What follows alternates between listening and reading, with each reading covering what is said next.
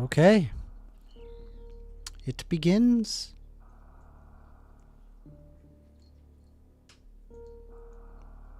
My cat is already doing her thing. She is demanding pets. And you can see right here, she's very demanding. She's like, where are my pets? Thank you, sir. Oh, you want more? No? You good?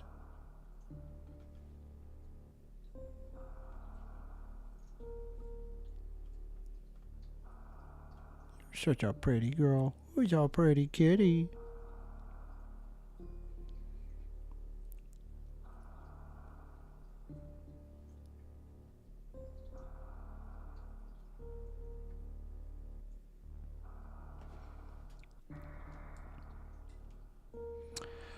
Oh boy. Well, I do not know how I feel right now about debating. I was discussing various topics with all sorts of different people today, and I'm starting to notice that there is a surprising degradation in people's ability to have a decent conversation. Hello, Amanda. How you doing? My fan.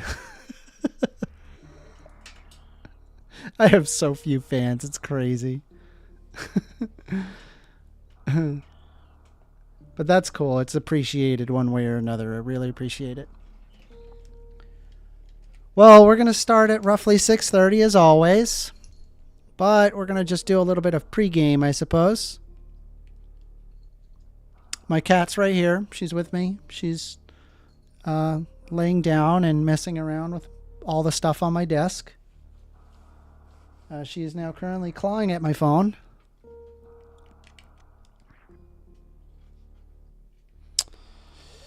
Oh boy, let's see. Where was I in this game? I'm trying to remember what I was doing. It's been a while, hasn't it? It's been a full week. Full week since I picked this game up.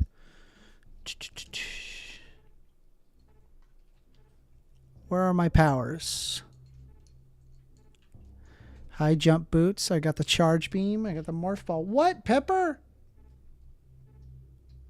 My cat. She's being crazy. Look at her. She's like, I want attention, and the way I get attention is I destroy everything. She's like, yes, I want to kill.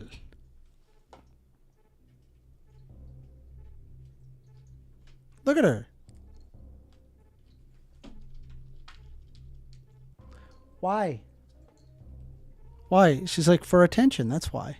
That's why, for attention. That's why I do this. Ow, ow, ow, ow. What?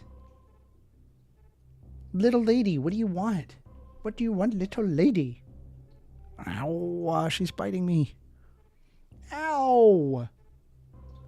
Ow. You be a good girl.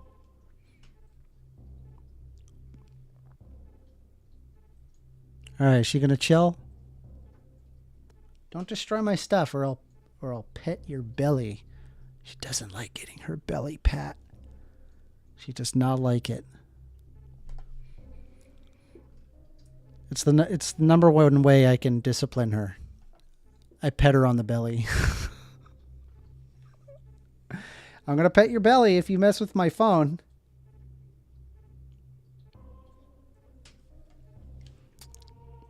All right, hopefully. All right, what part of the game am I in? I'm in Norfair. Not sure what I do after the various suit. I believe, I should be able to just explore Norfair because it's very hot here, and typically you can't explore these areas that are very hot. This is where you go super fast. So we're not going there.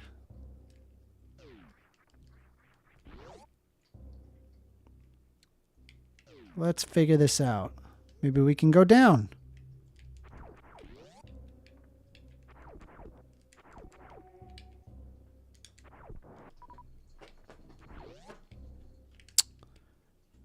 this here. Can't open that.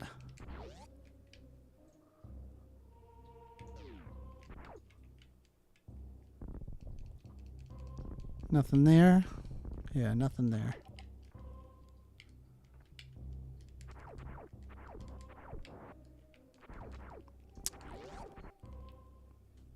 In other news, I finished a drawing that I was working on for so long. I spent so long working on this drawing. Probably about 3 months of just this one drawing. And it was just insane the amount of time that I was spending on it. I mean, like, I would just sit there and draw it. I believe I did draw it on one of my just chill streams where I was just talking to people like normal.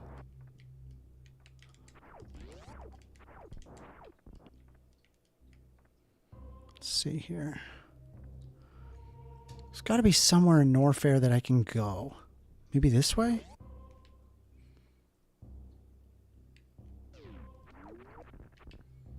Oh my. All right, let's try this. Think I can rush it?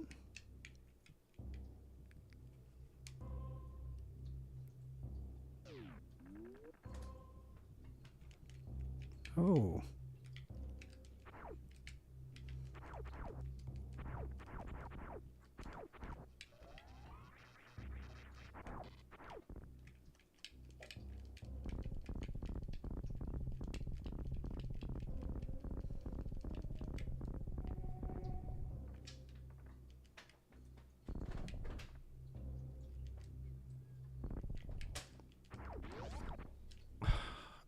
I don't know where to go.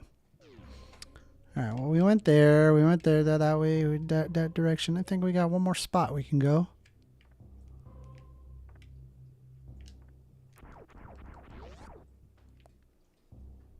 Maybe we're not supposed to be in Norfair.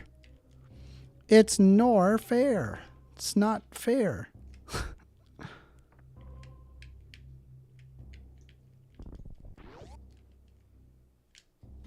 Is Norfair.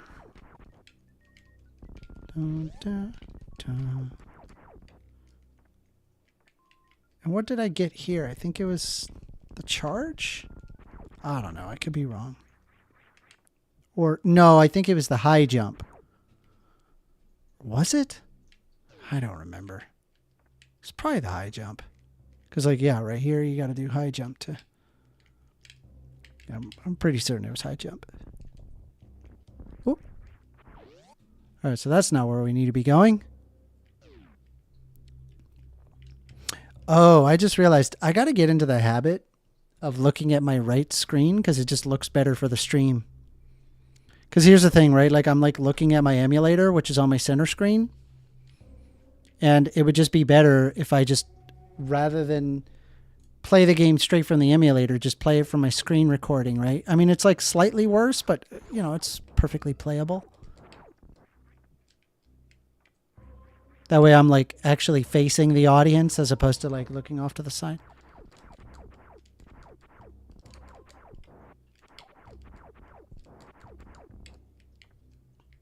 Should I have a coffee? What do you think? Should I make coffee? I feel like I should make coffee. It's 6:15. All right, hold on. Let me very quickly make coffee. Hold on.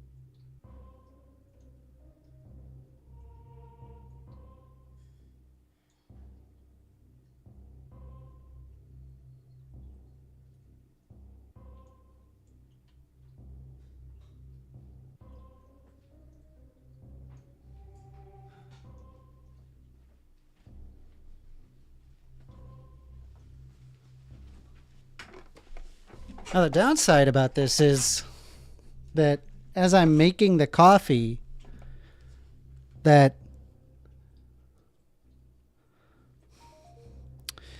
it's going to be roughly around the time when it starts. The show, I mean. So that's a problem. But listen, we'll cross that bridge when we get to it. Amanda says, flavored? No, it is not flavored coffee. It is just standard breakfast blend coffee. And it comes from Publix. It's the Publix brand. I used to go for the Dunkin' Donuts brand. Love Dunkin' Donuts coffee. It's probably one of the best coffee brands out there. And I've had some really nice brands. And I've had like the more inexpensive brands. And I don't know, something about Dunkin' Donuts. It was just better than the others. You know, I was pleasantly surprised by the quality. Now, the problem with this is is that the Dunkin' Donuts brand has increased their prices so much. Like an uncomfortable amount. Okay, like it went from I think like $10 a tin to now it's like $22 a tin. And it's like I can't justify that expense. Like, the coffee's good, don't get me wrong. It's just not good enough for me to be like, want to pay double. I will literally just pay for an inferior product because it just makes more financial sense to do so. Amanda says, I went to Publix before in Florida, and I have also been to Winn-Dixie. I do not like Winn-Dixie. The difference is the quality of service is pretty stark. So a good example that I could give you is I would go to the deli. In Publix, and I would say, "Hey, can I try this?" You know, and then they were like, "Sure," you know, and then they would slice something. And then I would try it. You know, I'm like, I don't know if I want that. Ooh, I like that. You know, whatever. Try doing that same thing at a Publix or at a Winn-Dixie. Okay. Last time I went to a Winn-Dixie and I tried that shit, I was like, can I try the smoked Gouda? And he said, the guy, okay, here's the thing, right? When you go to the Publix, when they're there and they're there to help you, there's like 6 people there. They're all smiling. They're all happy, you know. And then I go to the Winn-Dixie, and there's like one dude in the back. They're sweeping. They're doing something in the back, right? I don't know what they're doing in the back. They're doing something. And I go and I say to them,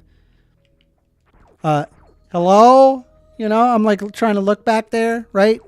Already huge difference from how Publix treats you, right? Because it's like there's always somebody up front, and in fact, multiple people who are helping you at Publix, whereas at the Winn-Dixie, it's like one dude in the back. And so, like, already I feel like I'm inconveniencing this guy because like he's in the back, and he shows up, and he's like, "Yeah, what do you want?"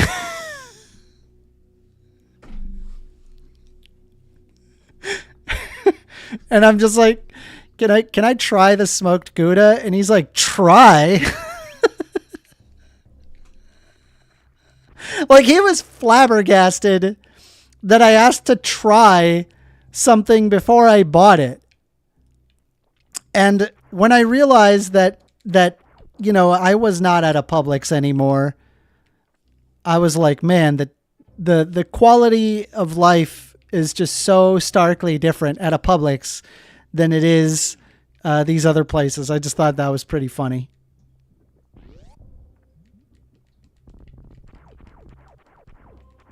Let me see here. Is there a way?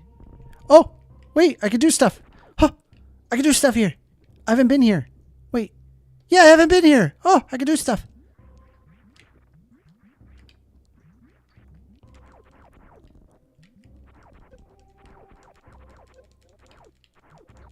Oh my god.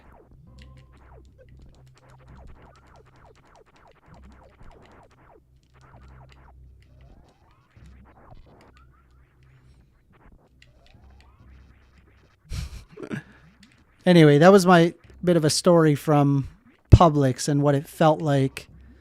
Just like doing public, like I don't know. It's like I don't know. Maybe I'm just like a spoiled kid or whatever. When I was young, though, I was not spoiled. I'm definitely a lot more spoiled now because it's like I managed to kind of climb a lot. And it's like now I don't have to worry so much about, just like, living. Local admin says, throwback. Yes. Yes. I am playing Super Metroid. I love Super Metroid. I love old games. I do. And it's even better for like old games, like being able to debate, because like I don't have to like focus on any dialogue or anything like that. Not that old games don't have dialogue. It's just that older games typically didn't have, not so heavy in the dialogue tree, right? Like, could you imagine if I like tried to play The Last of Us Part 2 while debating? Like, think about that, like what that would be like. I mean, obviously it would be very cumbersome. Oh my god, I got freaking annihilated here. I need to get more health. I'm low on health.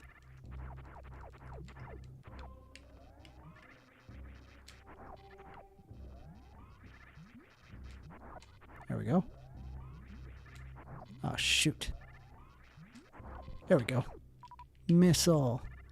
They're all over the place. I think they want me to missile.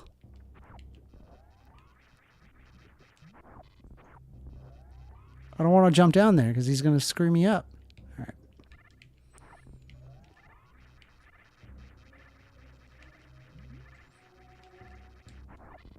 I mean, to be honest, like, why am I even shooting at this thing? It's in the lava. Like, it's not like I'm gonna go down there later. Yeah, I'm just gonna.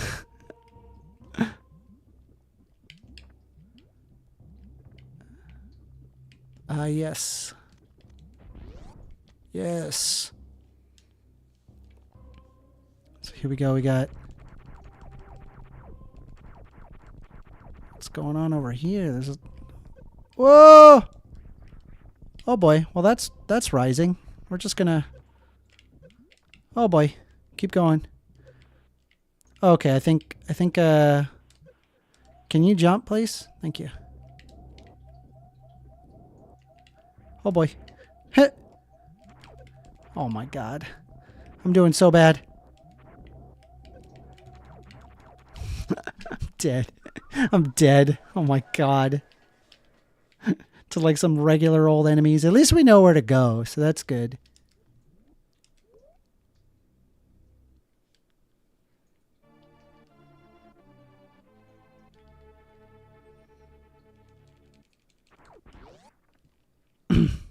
We're about to start our debates real soon. Just hang tight.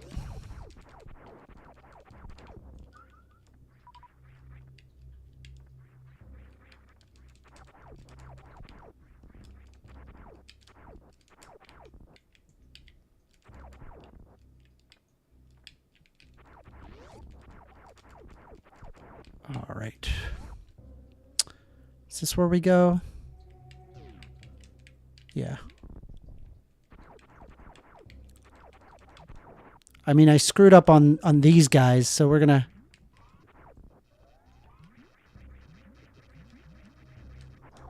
Got him.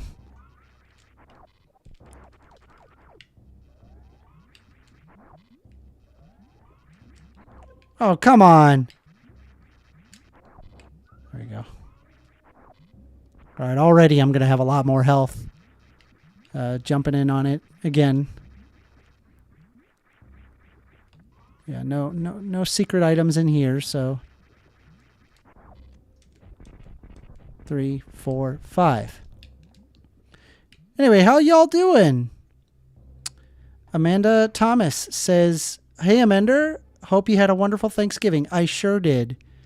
I went to my aunt's and just had our meals. And yeah, you know what? Interestingly enough, most of my family, some people are Republicans, some people are not Republicans.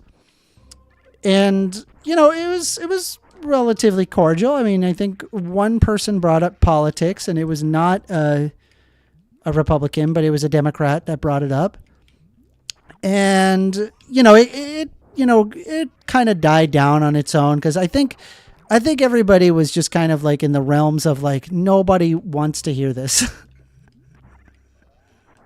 Like they just didn't want to ruin, to be fair though, I have not seen my family ever like ruin a Thanksgiving because of politics. Does it make things more heated? Yeah. But, it was cordial. There was no issues. I've never had an issue with my family regarding politics. Okay. So we got just kill that quick. All right, yeah, nothing there. But we're, half energy remaining? Oh, we got to start. Let's start the event. We're starting the event. Here we go. Start. Let everybody know. All right. Now let me disconnect Discord, because Discord do be like that sometimes. And then we're gonna get started. I hope you guys are ready. I'm ready.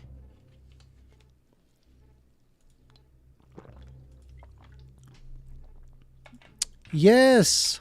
Hello, Daniel Hume. Hello. How you doing, buddy? I'm good. Was almost forgot you. You're You ready? changed the date. Yeah, I did. Yes. Yeah. And I remembered eventually. You're ready for an exciting debate? Yeah. That's Or it. exciting sets of debate, I suppose. We'll see what happens. Anybody who wants to come up. Man, dude, I'm still getting like the nuclear fallout from the Andrew Wilson debates. Well, I mean, it was kind of expected, right? Because he's like a big figure Sure. Yeah. in the space, and you're not, and yeah. Yeah, for sure. And also, like the topic is, a lot of people, let's put it this way, Disagree, a lot yeah. of people are mostly in his side of the argument than Yeah. the reasons side of the argument. The reasoning side of the argument. Yeah, exactly. So of course, there's gonna be a lot of that. But it is what it is. What can you do? All right, let's see here. Amanda Thomas says it is going to be an amazing debate today. I hope so. We just got to wait for our audience to show up, and we're going to see what happens, all right? For now, we're going to keep playing some Metroid. In other news, like, I will need to play this one too. You haven't played it? Nah, I told you I only played like one, and I think it was like the first one. Fabulous game. Fabulous game. Highly recommend it. I mean, I like these kind of platformers and like, Yeah, so like I was actually like talking RPG, whatever. I was talking to one of the audience members where we were talking about the difference between Publix and Winn-Dixie. Now I know you're not aware of these, but these are grocery store chains, and they both have radically different results, right? And let me see if I could try to explain it to you, right? So the Publix is actually, it is owned by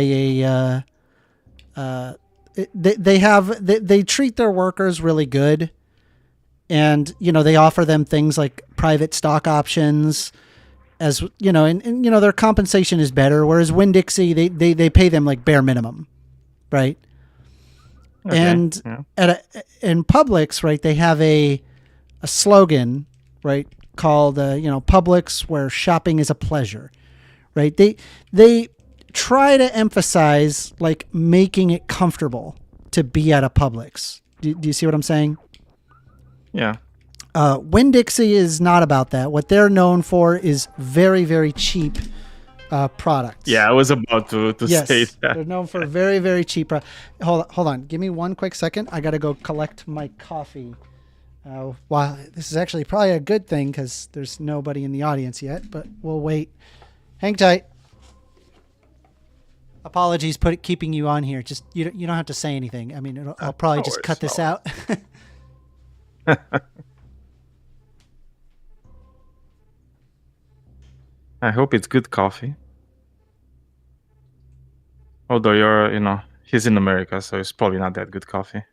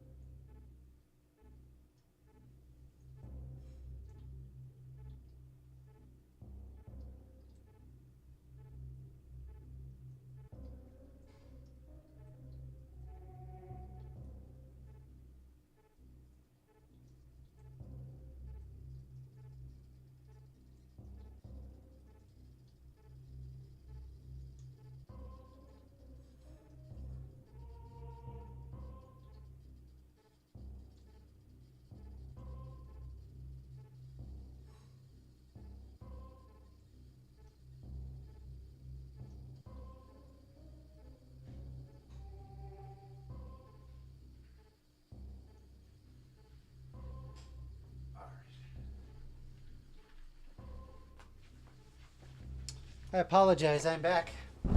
Okay, No worries, mate. It's so all we were good. talking about. Well, I was talking about Publix versus Winn-Dixie, right? And Yep. so here's the thing, right? The one thing that I loved about Winn-Dixie was the fact, I mean, it really was much cheaper than Publix. It was a lot cheaper. So it was like, why would you not shop at Winn-Dixie? I'm buying the same stuff, you know? And really what Publix is doing is that they're selling you an experience. And let me just give you an Sort of. example. Yeah, so let me give you an example. So there's a Winn-Dixie deli and there is a Publix deli, right? I go to the Publix deli, you can see that there's like 4 or 5 cutting boards, those like slicer things, right? There's like Yeah. 6 or 7 employees back there, right? They're all wearing gloves. They're all like they're like, "Hi, how can I help you?" You know? Yeah. Um And also, and they're probably happier because it's like they're they're being getting yeah, paid they're getting paid better. decent. Yeah. They're not gonna spit in your food. Just saying. Yeah. So like I go over there and I was like, "Hey, can I have can I try that smoked Gouda? Is that one any good?" Like, "Sure." And so they grab a thing of smoked Gouda. They cut me a slice and they hand it over to me on a piece of plastic. They're like, "Here you go." And I try it. I'm like, "Oh, I like that Gouda. Yeah, let me get a half a pound of that," right? And that's the experience at the Publix, right? They wrap it up, you're ready to go. Okay? I go and I moved back to a location where there was a Winn-Dixie nearby, and I was actually excited because I was like, I'm going to get like cheap products again. It's going to be so much, better because like I'm not spending so much on my groceries. And so I go there and the I go kind of do the same deli thing that I expect at the Publix, right? First of all, I go to this deli. They got like not even half the selection available, right? That's number one. Number two, there's no 7 people back there, right? It's literally just one guy, right? And the one Like a guy, board and yeah, the one guy is like, is so like has to put up with all the sweeping. shit. Yeah, he's Yes. like, yeah, he's also sweeping in the back, right? Like I'm already Oh, like lovely. bugging him. He's like not there, right? And I'm just like, hello. And he's like, he comes right out. He's like, what do you want? Well, can I make like a comparison to you? Because I know we've Hold talked on, I'm almost before. done. I'm almost done, right? I Oh, go and okay. I ask the guy, right? Can I try that smoked Gouda? And he like looks at me, raised eyebrow, and he's just like, try. Not buy? Get the fuck out.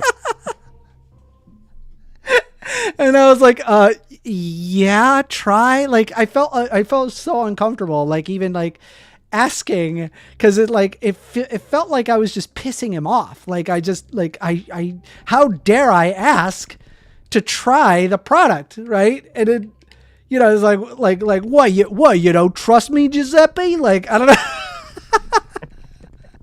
You know what I mean? Yeah, but I mean, it's like I understand these things because look, it's like what you experienced. You experienced sort of like the difference between 2 ideologies: capitalism and socialism. Oh my God! Come One of them, on, these are I'm both being really serious. capitalist. I'm being really serious because one of them puts at the center the people, right? Yeah. And the other one puts at the center the profits, right? Yeah. And eventually, this is what is going to turn to, right? Eventually, capitalism will just turn to, I want to make more profits. I don't. How am I going to I don't make more buy profits? this. But just I screwing don't. people over. I don't buy this. Listen, like I'm not against worker rights, right? But we disagree fundamentally about like whether or not the worker should own the means of production, right? I think it should be up to the choice of whoever is starting the company, right? That's my position. I mean, look, I think I've told you this before. It's like in my idea of a socialist organization of the economy, there wouldn't be a rule in place that says thou shall not solely own a company. But there will be things to kind of disincentivize you owning a company. So, for example, the more you own, like the less your profit is going to be, to the point that it's going to be like whatever. It's like you owning the company or not owning the company solely, it doesn't really make that much of a difference. So it's fine if you want to, if you just feel like, oh man, it's like I really need to be the sole owner and the only person that can make a decision in the company, then yeah, you can do it. It's not going to bring you any other like mega advantages to it, but it's like, yeah, you're just going to feel good about yourself being like whatever sole owner, in that. But yeah, it's fine. It's the problem that I'm seeing with capitalism is just this accumulation of political power. Because this is what capital is. Capital is just political power at the end of the day, and you can see it right now with people like Elon Musk, right? Do you like that the fact that Elon Musk was able to actually affect the U.S. elections? Not at all. And Miriam Adelson being able to affect the U.S. elections just because they have money. That was the only reason they did it, right? Because they had money, and you don't, I assume, right? Because I mean, not to that level, but yeah. Yeah, but it leaves to the choice of like a very few people things that what should happen in society, right? Oh, they don't like trans people, then it's fine, because they don't like trans people, they were able to get power at the end of the day. They will just say, fuck trans people. We're not gonna care about them. Do they not? Are they like religious fundamentalists? Oh, cool. Now we're gonna have that religion in the schools, and so on, right? And this is my biggest problem, and it kind of cracks society. Hold on. So your problem with capitalism is The problem that you have with capitalism has to do with the rich having political influence.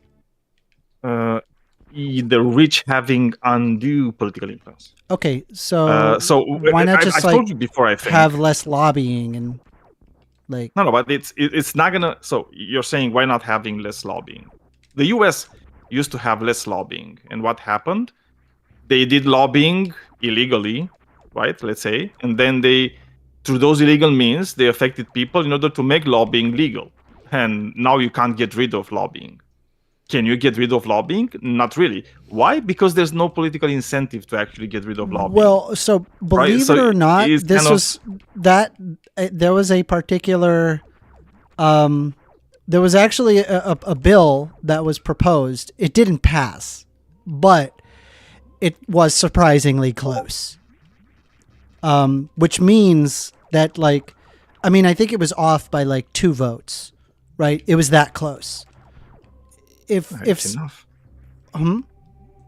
It's enough. And not only that. Well, I'm keep just this in saying, mind. like, something like that could be presented in the future that then makes Maybe. like politics, Maybe. you know, more equitable in that way. I But guess I wouldn't like what hold I'm, my breath.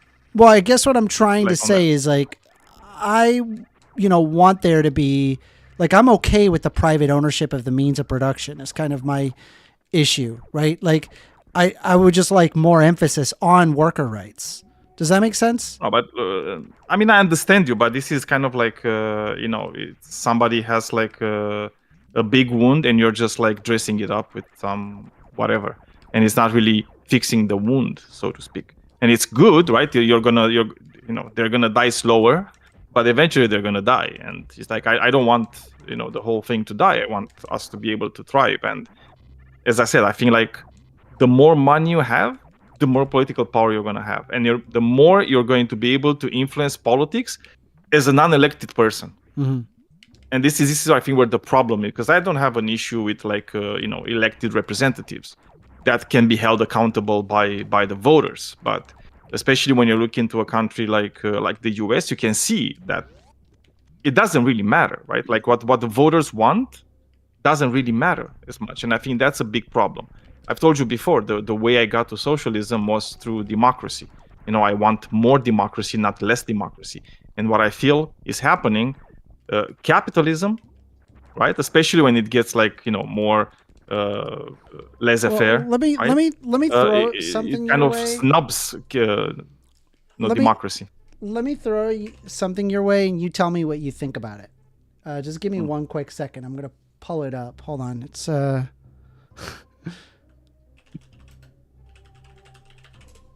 Let me see if I can pull it up. You probably have seen this, but I want to share it with you. So I'm gonna stream it here and I'm also gonna show it on YouTube. So give me one quick second while I pull it up on Chrome. Hang tight.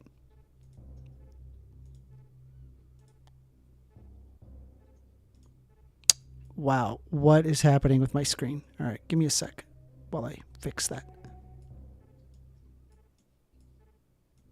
The wonders of Microsoft Windows. All right. Are you ready? Yeah. All right, here we go.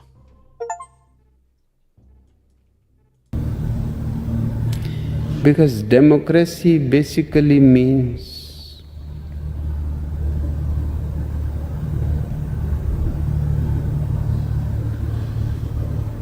government by the people, of the people, for the people. But the people are retarded. Yeah, well, I don't think that, and You don't think so? I think no, I don't think so. You don't think no? Because here's the thing, right? reason you think so. No, let me just make this point. The reason you're thinking that's the case is because of all the decades of like defunding public education, making people rely and have this internal belief that without the rich people they wouldn't be anywhere.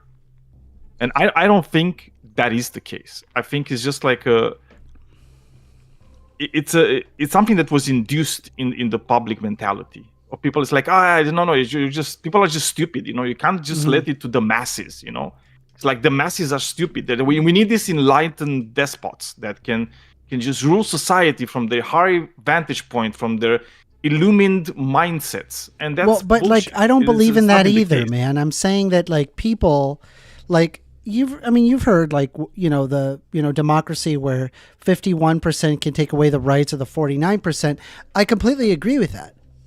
Like that makes perfect but it's sense. like, okay, that's Athenian democracy. Okay, when I'm saying democracy, I'm not saying Athenian democracy, right? When I'm saying democracy, I mean the modern concept of democracy, where it's like you have like a constitution that kind of protects rights and protects minorities and all that stuff. And I would make it like even stronger than that, right? I mean, I think even the U.S. Constitution can have more minorities that are protected under the Constitution. Right? It's like I believe in a constitution that's not like fucking written in stone, and we can't change it when we need to glorify the founding fathers that miraculously had the only brain cells that could envision like any such a document. No, I think I believe in a type of constitution that can be amended, right, towards the benefit of everybody, right, and to the protection of classes and of people. Right, like for example, if you're looking, maybe like a Swiss model, for example, so where here's you the thing, can have referendums. We right, with democratically, right, elected Donald Trump. Yeah. Right. So I guess like my thought process is like the guy that you saw there their name is Osho. Yeah, why did the US? Because you can't just say we democratically elected Donald Trump, therefore democracy kind of not the best. Well, no, it's like I mean, you I'm need not to look saying at the it's reasons not the why best. Donald Trump was elected. Okay, yeah. So you're saying because of the lack of education, people that he got not only elected. that, but it's decades upon decades of people kind of saying people getting elected and actually not working for the people, right? Because you disenfranchise people, right? The moment, let's say, you elect Obama, right? And Obama comes with this like huge notion of like, oh, I'm the change, I'm gonna change, I'm gonna do this, gonna be so much change, you won't know what to do with all that change. I mean, right? Obama did a really good job. Yeah, but you know what Obama did? What? He did the same shit. It's like he didn't do anything good, right? No, Obama, totally disagree. I totally disagree. I'm gonna tell you exactly why I disagree with you. Because he said, you know what? One of his promises, and actually he could have done it. He said, I'm going to enshrine Roe v. Wade in law. He had both chambers of your parliament. What did he do? Nothing. He didn't care. Well, he did a lot of good stuff. Have you read his book? I mean, I'm not saying he didn't do a lot of good stuff. Yeah, he did do a lot of good stuff too. But you can't just say it's like, oh, he was a change. No, he wasn't a change. He was kind of like, yeah, we're gonna do this neoliberal thing. I disagree with that. Well, you can disagree all you like. It's like I think he did positively influence. Well, I mean, because I think like what's happening is like the change you're looking for is a lot more radical than what he would argue, right? Yeah, but I mean, it's like if you look under him, like the economy, he kind of fixed the economy after like all the 2008 collapse. Yeah, it was an amazing move on Obama's part, right? I'm not saying that's why I'm even arguing in favor of like. Honestly, it's probably one of the most unpopular bills to ever get passed. The TARP Act, right? Like everyone hated that bill, but the part that people don't want to acknowledge is the fact that that needed to happen. Like in order to save the entire world economy, which, by the way, would have affected Romania in a negative way. Look, as I'm not going to go that far to say it needed to pass, right? It wasn't the only way to fix it, right? But it was a neoliberal way to fix it, and it still was a fix. So it's like I'm going to give him like the props of actually doing it, right? So it's fine. It's like there could have been multiple ways in which to actually do it, which actually would have benefited the working men like a lot more than it benefited them, right? It was still a benefit, but it was like kind of like not as much as it could have been, right? He did a good job, right? But again, it's like his mandate was like change. It's like, what do you want? It's like when people say change, they really mean change. They really want to see their lives like getting better overall, right? They want to see like this wealth inequality kind of going down a bit, and it didn't, right? It was the same old shit.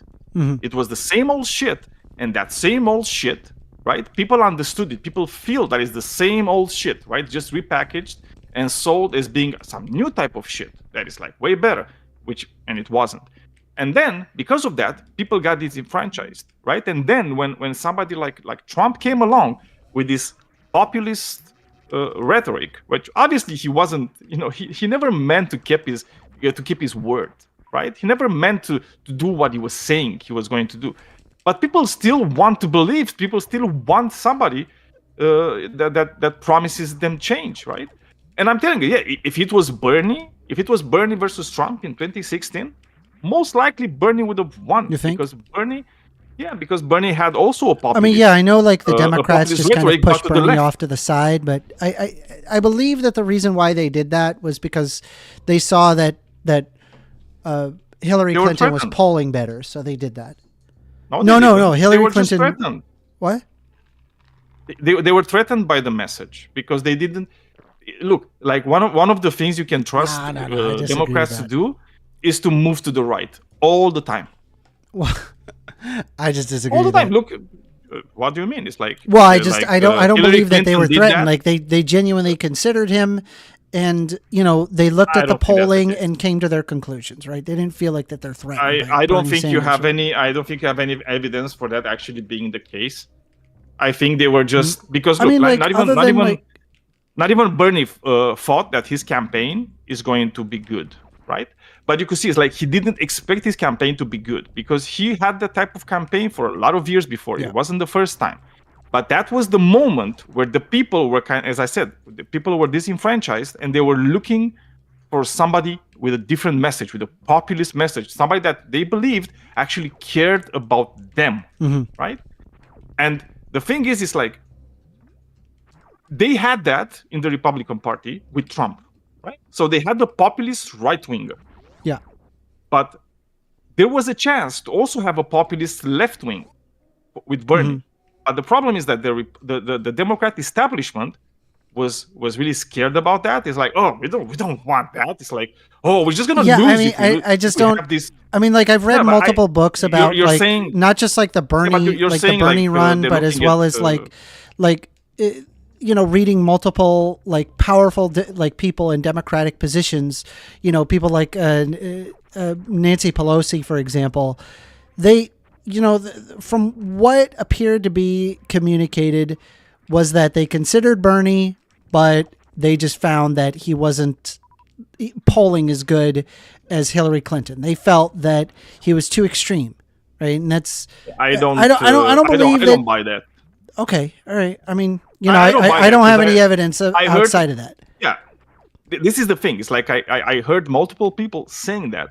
I was never presented with any evidence that was Yeah. actually. Well, the case. all I was I never have presented is with evidence that actually there were polls, like internal polls, where Bernie was just like trailing way behind. well, it wasn't way behind. Or It even was behind, slightly not behind. way behind. It was slightly No, behind. even slightly behind. It's like even slightly behind. Well, I I would mean, yeah, want to see those polls and for them to tell me, look, it's like we look at these polls, and these polls kind of told us it's like, yeah, he's not good. Which I don't think it happens. I don't think it's whatever because I mean, I can look it up if you want. Like, do you want me to look it up? maybe if you have it, it's like I've never seen this. It's like I heard multiple people talking about this. I had discussions with other people about this. I just think it's like a talking point that they kind of like agreed, like even silently. I don't think there was like a conspiracy between them, but it was a good excuse to just say, oh, we had these polls internally, and it's like, yeah, well, obviously you can't see them because they're internal polls, but we just look at them and said, yeah, well, we can't have Bernie Sanders. And if you look, it's kind of the same in 2020, to be very fucking honest. It's like, they needed somebody. They needed somebody because Bernie was going to probably win the nomination, and they just pulled Biden out of the hat because it's like, oh, we're just putting Biden and then just made everybody else. And they Yeah, kept here, Elizabeth I mean, Warren, here, I'll- in the race to I'll go ahead and get votes from Biden. I'll go ahead and show it. Like, I'll Bernie. show it on screen so you can see it yourself. Like, I'm not trying to blow smoke up your bum, right? I want it to be very clear, right? That based on this is I don't know if this is the exact same polling that the Democrats were looking at, but here's just straight from Pew Research. I posted it in side chat. And here, I'll go ahead and share my. I'll put it up on my virtual camera on Discord as well, so people can see it. We're gonna do output selection main, and I believe I could just turn on my camera. That's not right. Why did do that? Oh, I think I have to start virtual camera. There you go. How's that? And that's mirrored. Why is that mirrored? How do I unmirror that? I mean, you know how it is with OBS and shit. Okay. All right. Well, let me just turn off that camera because it's useless. Go to my YouTube channel. Go to my YouTube channel. I mean, I have it in. Yeah, you want to see Yeah, it? I mean, you know, it's the delay. So Here it it's is. Like whatever. Anyway, so yeah, I mean, like you could see here that about half of the Democrats consistently backed a candidate throughout the primaries. You could see a consistent support of Clinton at 29%, and then a consistent support of Sanders at 20%, and changed their preference at 44%. You could see that, like, you could observe the change in Democratic voters in the road to nominating Clinton. You could see that, like, it is true that, right, Sanders did get a significant portion, but the problem is that in terms of the polling, Sanders was not as good as Clinton, right? And so I think if Sanders had higher polling than Clinton, that it would have resulted in Sanders being chosen, right? But I mean, he had higher polling than Biden in 2020. Yeah, and that's true. Like the only reason he lost in 2020 well, is because he was the incumbent. For some reason, as I told you, it's like they somehow, I don't know if they had an agreement or not with Elizabeth Warren, but she stayed in the race and she just siphoned votes, right? That could have gone to. I mean, dude, this is just like internal politics, right? And people can pointing make out, or break you just by keeping certain candidates in the race. All right, and you're going to say, well, it's like this polling that's internal. It's like, yeah, but it's kind of like, for me, it's kind of useless. Right? Because it's like if you're doing these moves with just having a candidate or another.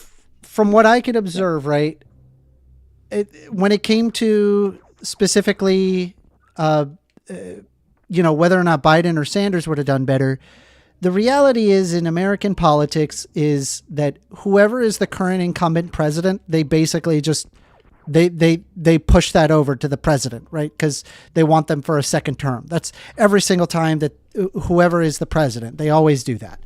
That's not different, right? Yeah, I mean, obviously, it would have been a huge historical change. Obama had a thing to do with it, of course. Huh? I mean, Obama was like pretty Obama ran twice in pushing Clinton, Hillary. Yeah, I mean, I'm saying like Obama ran twice. Yeah. No, but I'm saying it's like he probably had like a big influence in pushing for Hillary Clinton, right, as the nominee. So there's also that. In 2016. Again, I don't know if that's what you were talking about. Maybe I was mistaken. I was just referring to the fact that I'm just trying to point out that it's like it's more cut and dry than you think. It's not so like crazy. Anyway, it looks like we got a speaker who would like to speak. So we're going to go ahead and invite Boy. Boy, you are being invited to speak, Boy. How are you doing? Hello. How's it going? I'm chilling. What did you want to talk about? I guess I wanted to know what your views on monogamy are. Your choice. If you want to be monogamous, do it. It's great. Wonderful. Okay, I make the claim that, like, if you have a partner, like, you should want them to, like, explore other, like, you should be okay with non-monogamy. Me personally, the way I think about this is that's a very personal decision.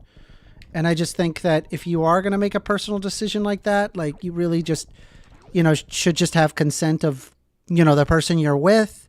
And if that's something that you guys, I guess, would be interested in, right? That's kind of where I'm at with it. A very individualist mindset towards it. Yeah, but, like, don't you think that there are, like, some consensual, like, agreements that, like, are, like, make, like, one side worse off? Sure. And But if would you say in that like kind of situation, it would be wrong to like set up that like, or at least unjustified to set up that kind of contract? I don't know what you're referring to, I guess. Well, I guess like you can like sort of you can take monogamy as like a contract between two people, right? Monogamy is the contract between two people. Yes. Yeah, and so I would I would I would bet, or I would say that if it's the case that your partner wanted to be non-monogamous, that you shouldn't set up a monogamous contract with them. Well, that's a discussion, I suppose, between you and your significant other, I guess. I'm agreeing it is a conversation, but I'm just trying to see what your take is like on if it's the case that one side is going to be like worse off, like they're not going to be able to explore like avenues that they want to and like I mean, create I guess that's more fulfilling again that's a relationships. discussion between the two people involved, not me, right, or anybody else. It's just a discussion that it's a very private discussion at that. You know, like I wouldn't even mention something like that to other people openly, right? I would just that's like a private discussion, I guess. Yeah, I understand it's a private. I'm just trying to get what your moral assessment of that was. Like, for example, are you let's asking okay, like me? Like, what would I prefer? yeah. Well, no, like if someone, I'm not a jealous type. If I loved a person enough, I would consider it. that's But pretty base. yeah, I mean, like, but you have to understand that it's like that's not a, you know, oh, I should be able to. It should be like that every time. You know, if I loved somebody enough, and you know they wanted to be monogamous, you know, we could have that discussion and do it. You know. Well, but I think that you should want your partner to explore other like sexual and romantic I mean, relationships. me particularly, I'm not a jealous type. I don't get bothered by like other people, you know, like in that way. Like it just, I don't know. Maybe I'm wired different. I mean, that's not most people. Yeah, I agree with that. But just like on a sort of normative level, like if it's the case that your partner or whoever you're with would just like get a bunch of utility from being with other people, then would you say that you shouldn't restrict them from that? I mean, it depends on how you feel about it. That's kind of where I'm stuck. Is like, because it's not involved me, right? Like Don't you that think that could that's absolutely selfish? be a deal breaker for a whole lot of people. Yeah, like, and if it was a deal breaker, like wouldn't you say that that's like a bit selfish to sort of break off like a relationship or sort of say that it's either monogamy or this ultimatum sort of thing? Again, like it's just a discussion, like between those two people. I guess I don't know. I guess this is probably leading to a more unsatisfying answer. I don't know if you're trying to get me to go in one particular direction. I don't know what you're. Well, yeah, I'm trying to get you to like sort of like I mean, again, my position is just that if it's the case that your partner would gain a bunch of utility from being non-monogamous and exploring other romantic relationships and sexual relationships, then it would be wrong to restrict them from doing that. No, I don't think it's wrong. I think it's up to the individuals to consent to that. Yeah, but then we get back to the sort of like consent, like sort of thing. Like, I think that there are some contracts that make the one party worse off. Like Amanda, it's not a fair exchange. Amanda just said in chat, I get jealous. What's mine is mine. Fair enough. There's nothing wrong with that. I don't think there's anything wrong with that at all. Right? I get it. That's selfish. I think that that's selfish. You think that's selfish? Yeah. Saying what's mine, that's possessive and selfish. I mean, but you understand that, like, do you understand that like people have different preferences, right? Like selfish or Yeah. not, right? Like it's like, okay, how about this, right? Let's try it this way. I want to pull it away from the relationship thing and let's try it just this way, right? If you you have ice cream and you like your ice cream, but somebody else wants to lick your ice cream. And if you don't let them lick your ice cream, you're being selfish, right? Yeah, to some degree, yeah. Really? You would think that? Yeah, How do on you some feel level. about like just owning something? Like, no, I'm not saying Yeah, I think- relationships is the same as owning people, right? I'm just saying like No. specifically regarding ice cream. Yeah, I think that we can own ice cream for sure. And Okay, there's, so like you can choose that you don't want other people to lick your ice cream. and it's not selfish. Analogy, this is not analogous to the situation that we're talking about whatsoever, because you're restricting another person from doing something that they want to do or would give them great All utility. right, I mean, okay, so for you it's a deal breaker, right? For me, like if somebody was like, "Oh, I want to be monogamous," I'd be like, "Fair enough." Like I'll be honest though, like me personally, like I'm a team player. Okay, I will try to be amicable to my significant other. Why? Because I love them. Like I love them, and if it's a deal breaker, right? Like why does it bug you? Like I'm okay, assuming it is selfish. Why would it bug you if they were like you love the person? Would you be like, is that a deal breaker for you? Is it a deal breaker for me to be monogamous? Yeah, like if you loved a person, right, and they loved you back, and they said, hey, I can't have a polyamorous relationship. It must be monogamous. Don't cheat on me ever, right? She said, I'm very jealous, and I can't have you messing around with other girls, right? Would you be accepting of that, or that's a deal breaker for you? Well, I think that we should like look at like psychological harm. Like if it's the case that my partner would like incur great psychological harm from like me being in like some sort of like polyamorous relationship, and also like I would also be worse off from it. Like I think that in that case monogamy would be like imploring that she's telling you that she would get intensely jealous, right? So like for sure there's an amount of harm there, right? Because it's like they're obviously uncomfortable with it, right?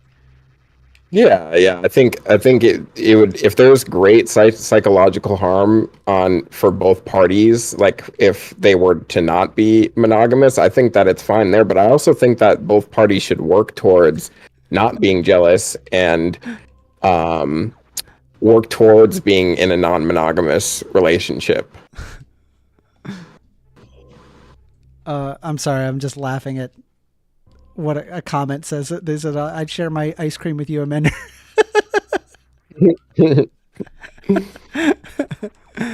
All right. But anyway, okay.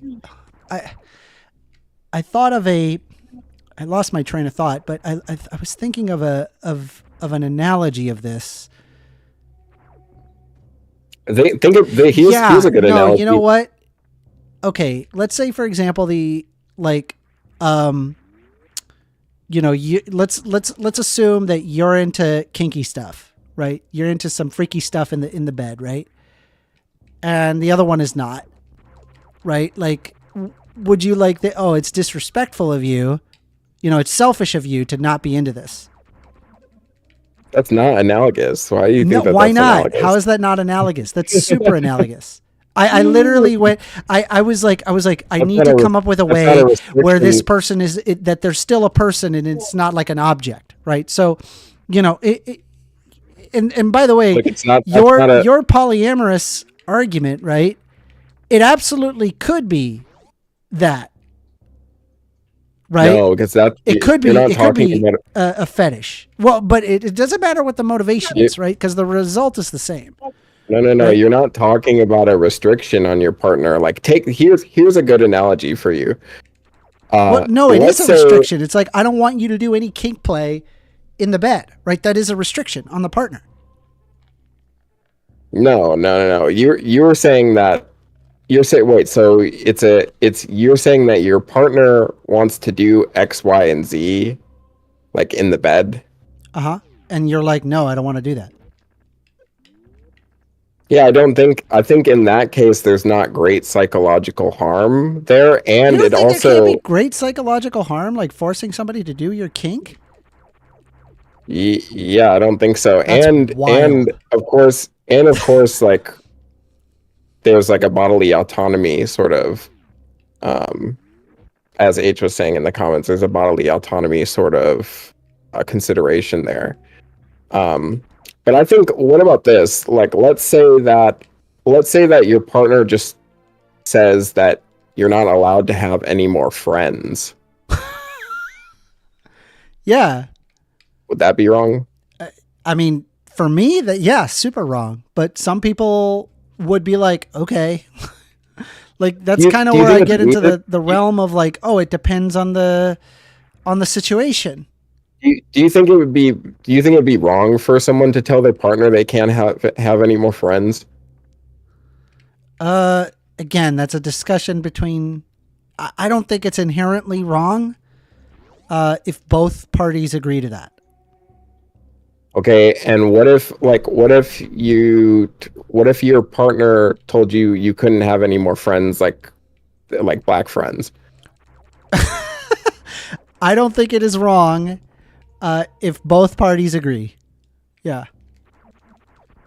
Okay, well, I'm kind of beating a dead horse here, because I think like the consent thing still fails, because I think that But by it's the way, wrong to the bring up black contract. argument, like just FYI, right? Both of those people are gross. I reserve the right to call them gross. Yeah, But you know, definitely. they can go do those things, I suppose. I mean, like it is a free country, but yeah, I just disagree fundamentally with like what they're doing, I guess. Anyway, sorry.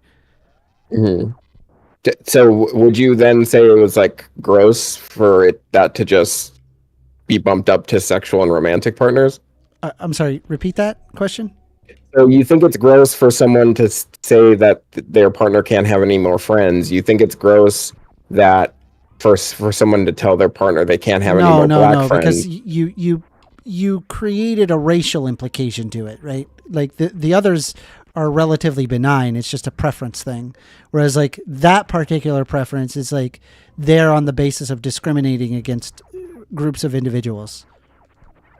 Right. So they're gross for that, not the preference thing, I guess. Okay, so just the black friends thing. Yeah. I think so. Okay. Yeah. Yeah, and then I guess I was just gonna say, like you said that it's fine if both parties consent, and then my response to that is just I think that it's still wrong to bring to the table a contract that makes the one party worse off. But yeah, Well, I mean, here's the thing, right? If they like it's not a fair exchange. I'm saying if both people, like, I don't care if it makes one worse off or one better off.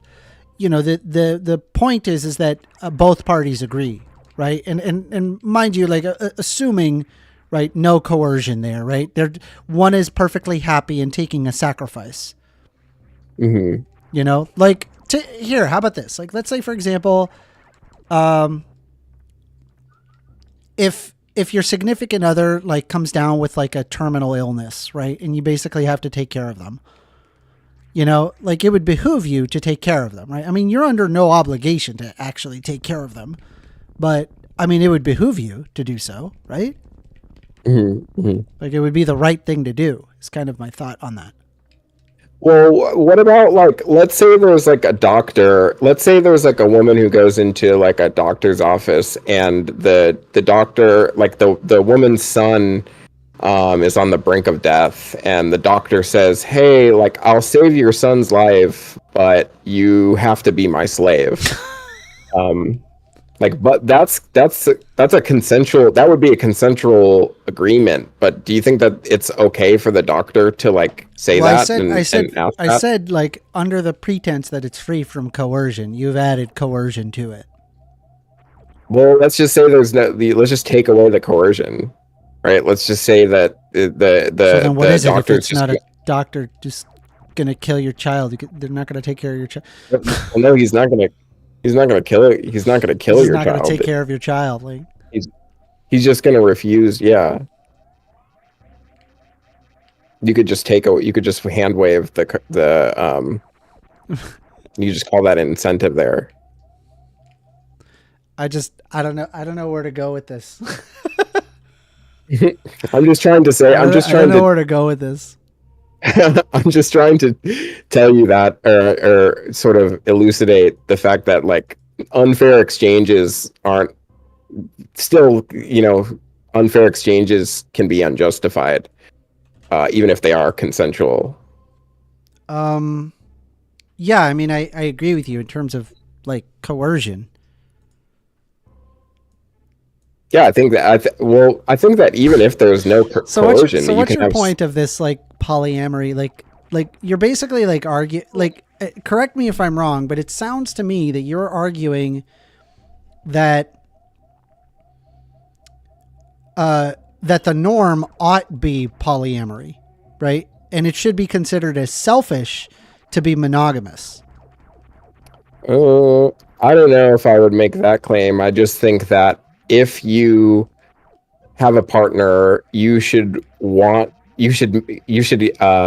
be free for them to experience other sexual relationships and romantic relationships if they so choose.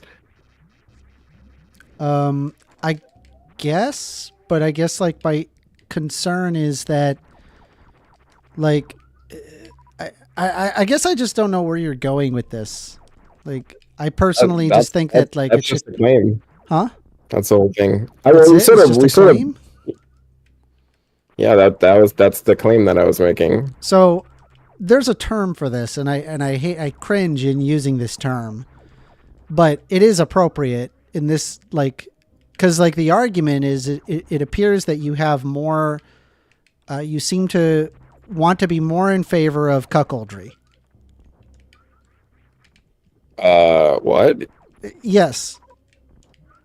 Isn't that like somebody who watches? Yes. No, I don't think they have to watch. Okay, all right. I'm sorry. Someone mentioned that in the comments, and I was like, all right, I'm just gonna say it. That wasn't intended to be a dig at you. Oh, no worries. Okay. I'm sorry. No worries. You've been pretty polite. So anyway, yeah, I don't know. Like I'm just stuck on the fact that it should be up to the individuals to make that decision, not not another third party or saying like one is selfish or the other. I don't know. I think it's a little judgmental because it's like, if both of them agree to that, like, then do that. They're not hurting you and deciding they're monogamous. They're not. I don't think I would call it selfish. No, it's not selfish. Right? Well, I think it would be. Well, I think it would be if it's just for your benefit because like you don't want them to, like it's your preference or whatever. I think that would be selfish. I mean, like I'm thinking about like going back to the ice cream idea. Let's say you got you and your significant other, and you both bought ice cream, right? And like let's just say like, hey, I don't want the kids to have the ice cream. The ice cream's for us. It's not for the kids, right? I guess like is that like inherently selfish? Like I don't know. It just doesn't seem selfish is the word. I think it is. Like if it's just if you're like let's say that your kids like would get like lots of utility by having a little bit of the ice cream, like it would probably be selfish not to give them some ice cream. But like, what if their motivation is like like, no, the ice cream's mine. No, it's actually the motivation is like, no, they should not be having sweets. Like, then it wouldn't be that. Then Like, that's like something that's right. Then that would be that wouldn't be selfish because you'd be considering the okay, child's so I mean, well-being, and well, you'd be making a decision for the child's well-being. all right. So what if they're like, say they're like religious? Hmm. Then it wouldn't be a selfish motivation. Like they can't have like Yeah, ice cream because God said. Yeah, well, they can't. They can't be in a polyamorous relationship because God said so, right? And they just take their faith seriously, right? Let's. Yeah, I don't think if they truly believe in God and they think their child is gonna go to like hell and like incur great harm by being, polyamorous, then yeah, that wouldn't be selfish. So then, being monogamous is not selfish. Well, it is if it's the case that you're just jealous and like you're just a jealous person and like it's just like because of your, because it's just because you're a jealous person. That's selfish. I don't know how, any other way to say it. You're not really caring about the utility of your partner. You're just jealous. I'm sorry. Can you repeat that? I apologize. There, it looks like someone is sending a comment. Hey, FYI, anybody who's commenting in the Discord chat, I recommend doing it on YouTube because I'll be able to get to it easier. But let me take a look here. It says, ooh, yeah, we'll talk about that after this debate. I apologize. Yeah, we'll talk about that in a bit.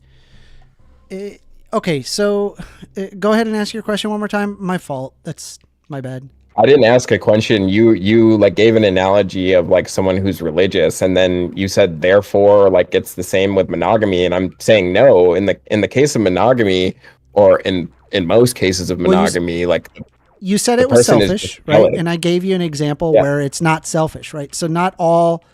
I can at least get you to concede that not all monogamous relationships are selfish, right? It could Well, be I've because of never a made that claim. religious reason why they stay in a monogamous relationship. Yeah, well, I've never made that claim, but the claim is just Okay, well, let's try another one, right? There is a utility in a monogamous relationship in the sense that you have a lower probability of getting STDs. I don't even think that that's true empirically. What? Okay, you're gonna have to help me out there because that broke my brain. Yeah, Where because did you you can get just that? have a.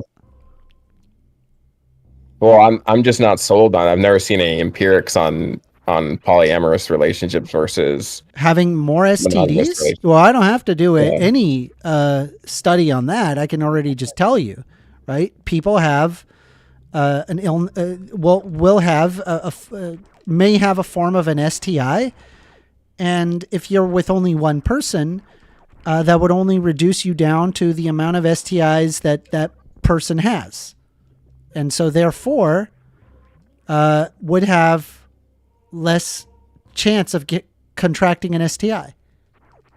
Wait, but that's not. It's not clear that you're just talking about. No, that is now you're- clear. That would be clear. Oh, that wouldn't be clear. Okay, You just went from they do have more STIs to they would lessen the chance this is of a STIs. statistical inevitability. that's Let me not- ask you this, right? So let's say if I have, Mhm. what's the chances that I roll a 6-sided dice that I roll a 6? 1 in 6, right? Mm-hmm. Okay, and then Right. what if I roll a 6-sided dice twice? What's the chance that I roll a 6?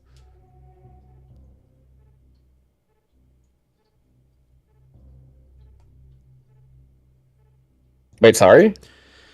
Let's say that I have to, if I roll a dice once, and the chance I roll a 6 is a 1 in 6 chance.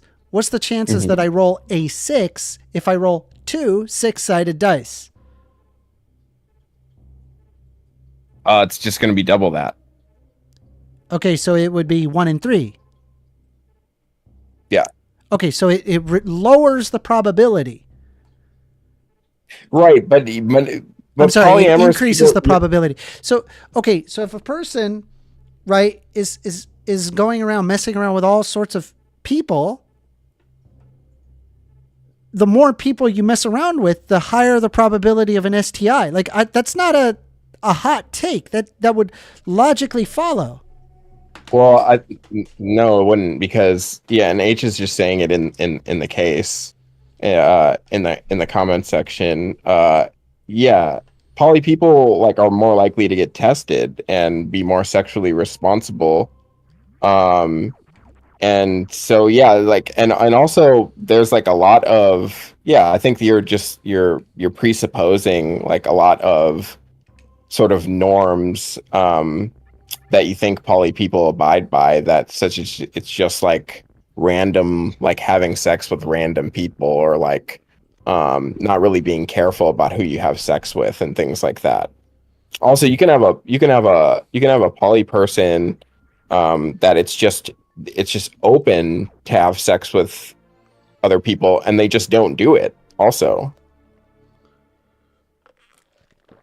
I agree with you that likely somebody would want to be more careful if they're going to be, messing around, but that doesn't remove, I guess, my argument, I suppose. The point that I'm trying to make is that somebody might come to the conclusion that they don't want to be involved in a polyamorous relationship because it increases the probability of STIs. And by the way, that would be correct. That's correct in saying that. So if you can understand that, then there's not just a religious reason to be in a polyamorous relationship, but also a utility reason to not be in a polyamorous relationship. I don't think on like I think that just the risk, if you're talking about just this risk, which well, no, if I'm you're talking about two, just, right? Because you agreed with the religious, and now I'm just seeing if you agree with the utility standpoint, right? Like, right, I'm not saying, I think that on average, if you have someone who is polyamorous and they don't, let's say they don't get any STDs, right? But they're having these great experiences, romantic experiences, sexual experiences. I think that on average you're going to have higher utility than if that person had just stayed monogamous. So I think on utility grounds the argument fails if you're going to make a utility argument.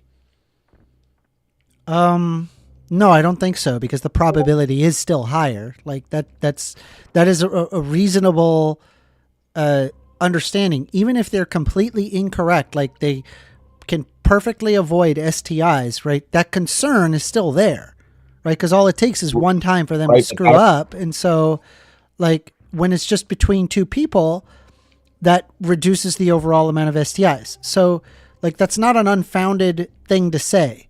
And Look, so the thing that I think that you're missing though is that like you're talking about like a risk of negative utility versus actual positive utility. That's where I think like the reasoning is going wrong there, is that because I'm let's merely say, pointing out their reasoning as to why they don't want to be in a polyamorous relationship. You said that the reason why is because it is selfish, right? And I've gotten you to at least concede that for some people it would not be selfish if it was a religious reason. And now the next question is it not selfish if their reasoning behind it is utility based, such as a risk of contracting an STI? oh, well, I agree that, just to be clear, let me just get the because I haven't claimed that it's selfish in all cases. And I agree that if someone is in a monogamous relationship for utility purposes, then it wouldn't be selfish. But I think though that we have to, if someone is under the wrong assumption, right, and they're not weighing the utility properly, I just think that they should get their rationalization straight. Like I think that we should I think that the person should be poly and let their partner engage in different romantic and sexual relationships and just be safe. I think that you'd get their partner would get more utility from that than to just not to have freedom to be able to be in those relationships. I mean, again, I'm just so like. I mean, it sounds like you have walked back your argument quite a bit, right? Because like you're saying that it would be selfish, and then I bring it up, and it's like obviously there's instances where it's not selfish. That it would be selfish. Well, I haven't claimed that it would be selfish in all cases. I know that, but Yeah. what I'm saying Okay. is that I'm increasingly narrowing your margin in instances where it would be selfish, right? Because the reasoning to you is like it would be selfish if they say thought that. They just want you to themselves and no other reason, right? But I feel like there's like numerous reasons why somebody would want to have a monogamous relationship that would not be inherently selfish. And if I can at least erode that away, then you would be free to say that, okay, there's instances where it's not selfish, I guess. Yeah, but I agree. There are cases where it wouldn't be selfish, and I can just give you the line. We don't have to play the like hypothetical game like too much. We can just say that it's not selfish when the person is considering their partner's maximizing their partner's utility. Okay. Also, and this is going to sound disrespectful, I'm only commenting what is being commented in YouTube chat. I think it's kind of when you say utility, what do you mean by utility? Well, there's tons of ways you can cash out utility. Some people cash it on like well-being. Some people cash it on like pleasure. His argument was that the utility is a cock. That's what they were saying.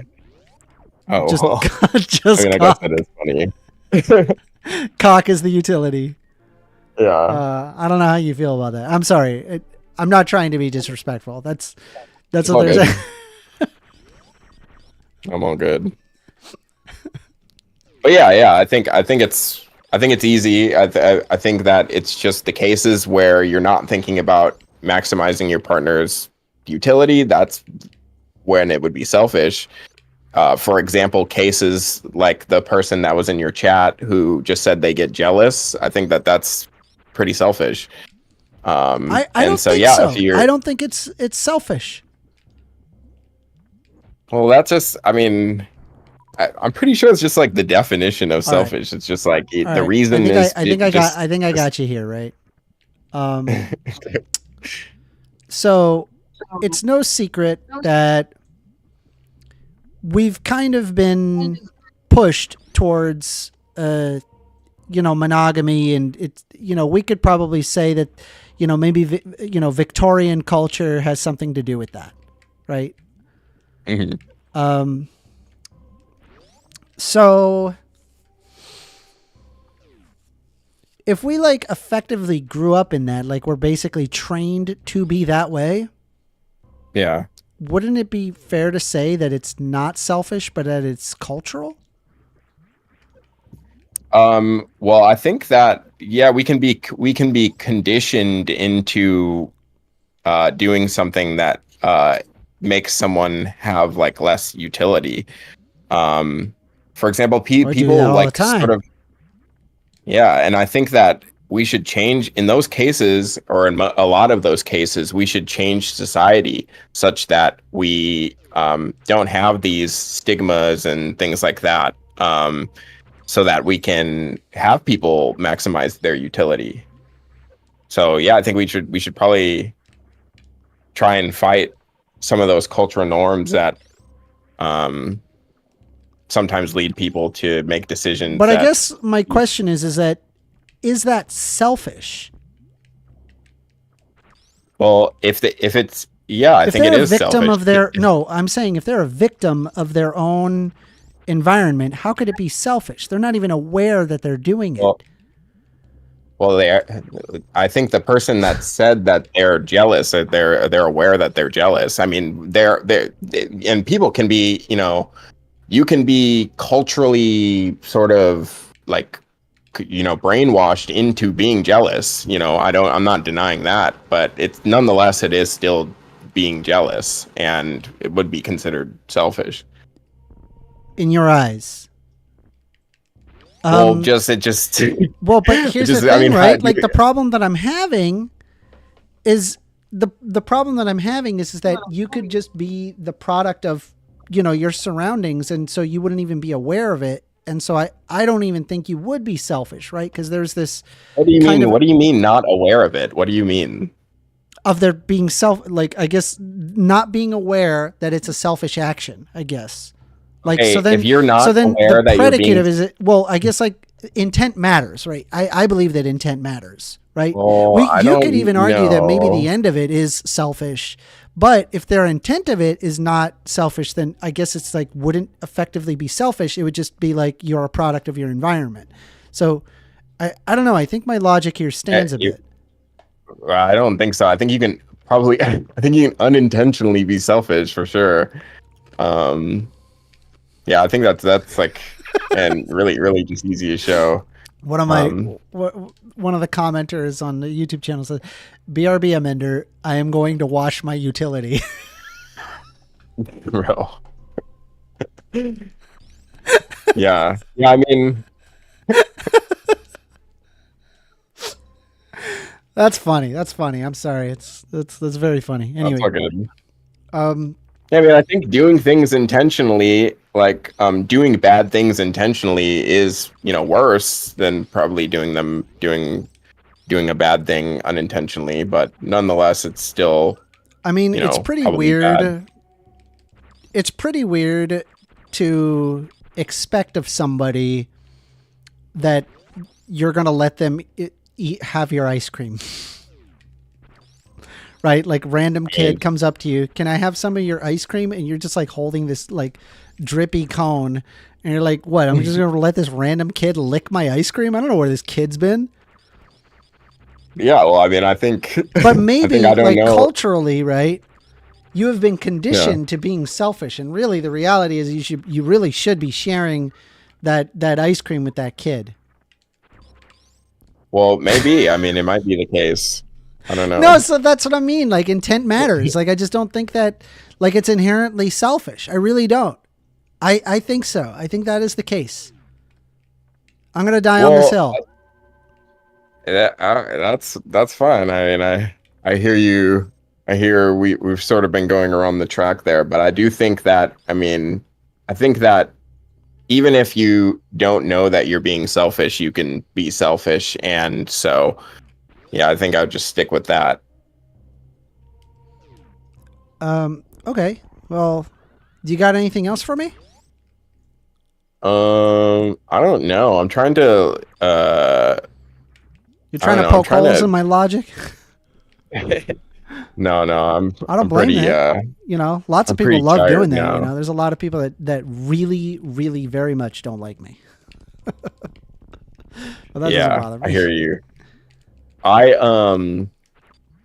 did want to hit you up about. I sent you a friend request the last time we spoke. I did want to hit you up about your like trans definition or whatever, because I know we spoke about that last time.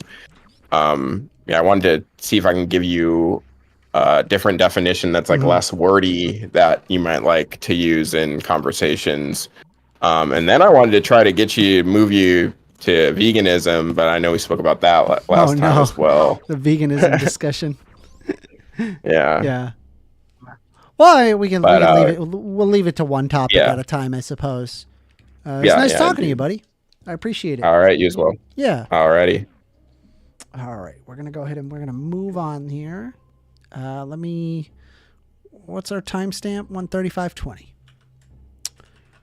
20. Polyamory.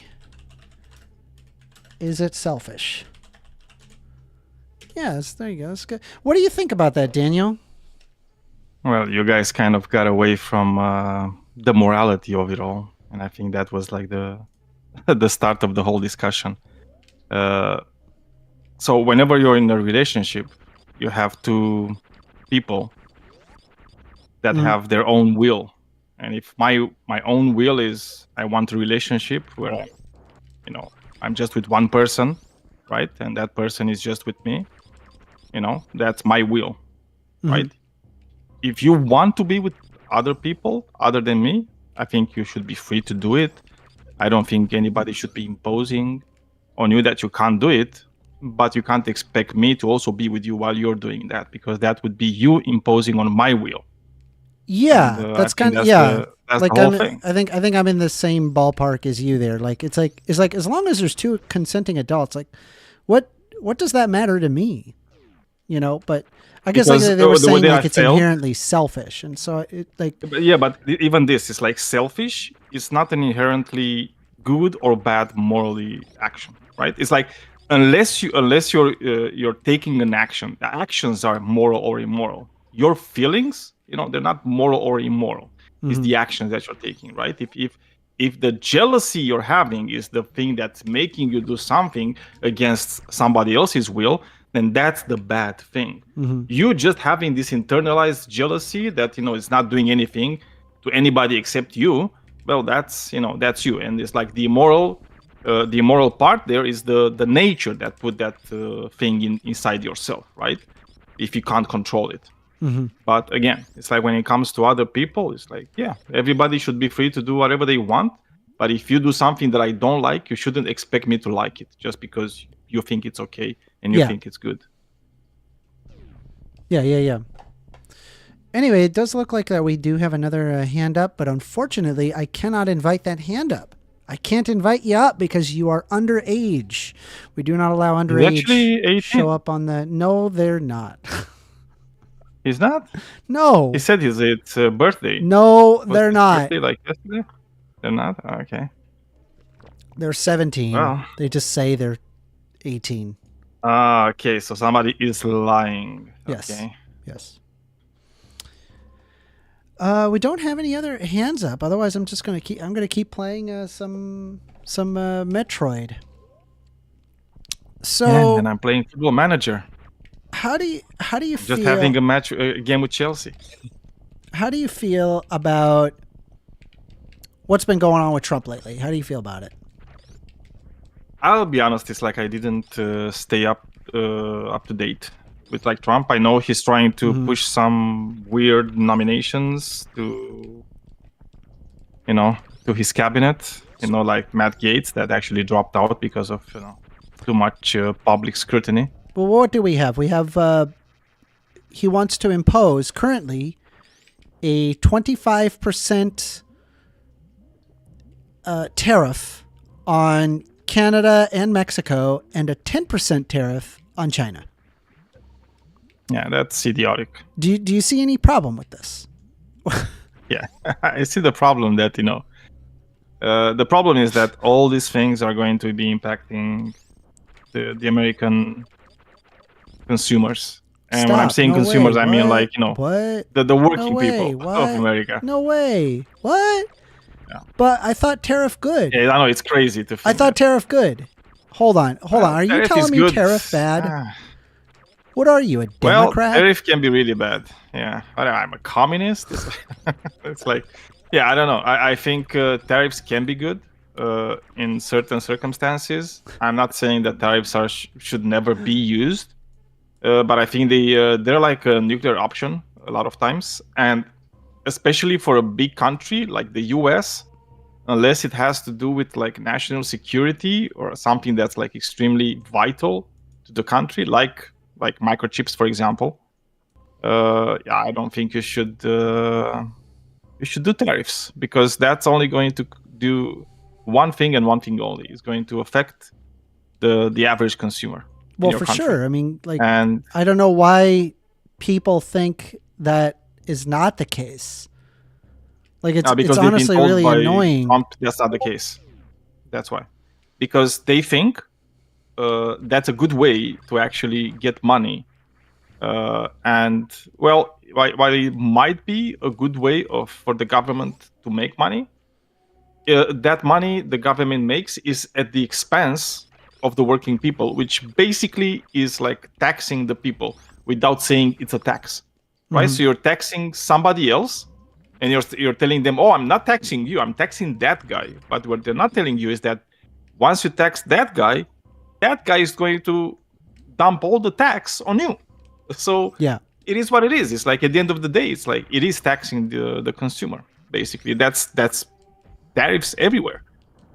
Tariffs are just a way to tax the consumer, right? And you tax the consumer. Like like, that's for kind example, of the thing. Like people think that like when you create a tariff, that means that country has to pay the tariff, but the reality is that no, that just it's always the taxes consumer.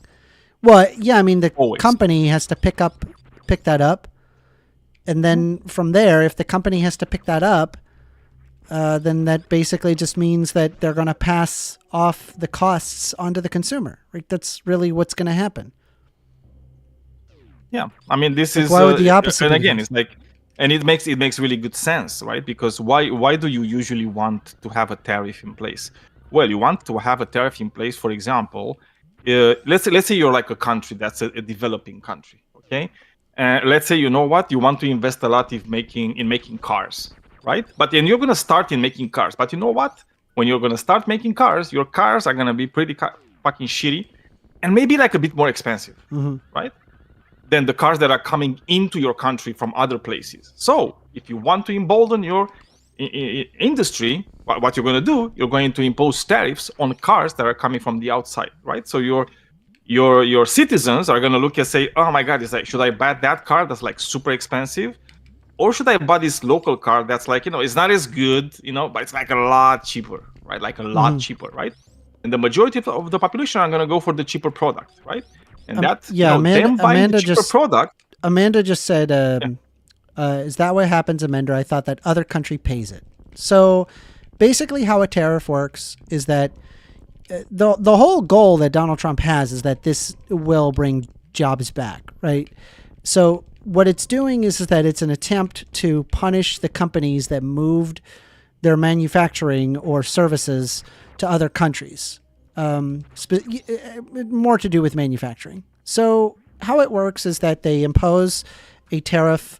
And so what happens is that when a company wants to import a product into the United States, it goes through customs. And the customs will deal with any additional tariffs that need to be imposed based on what is being brought in. He's doing a blanket tariff, which means any product that's coming in from those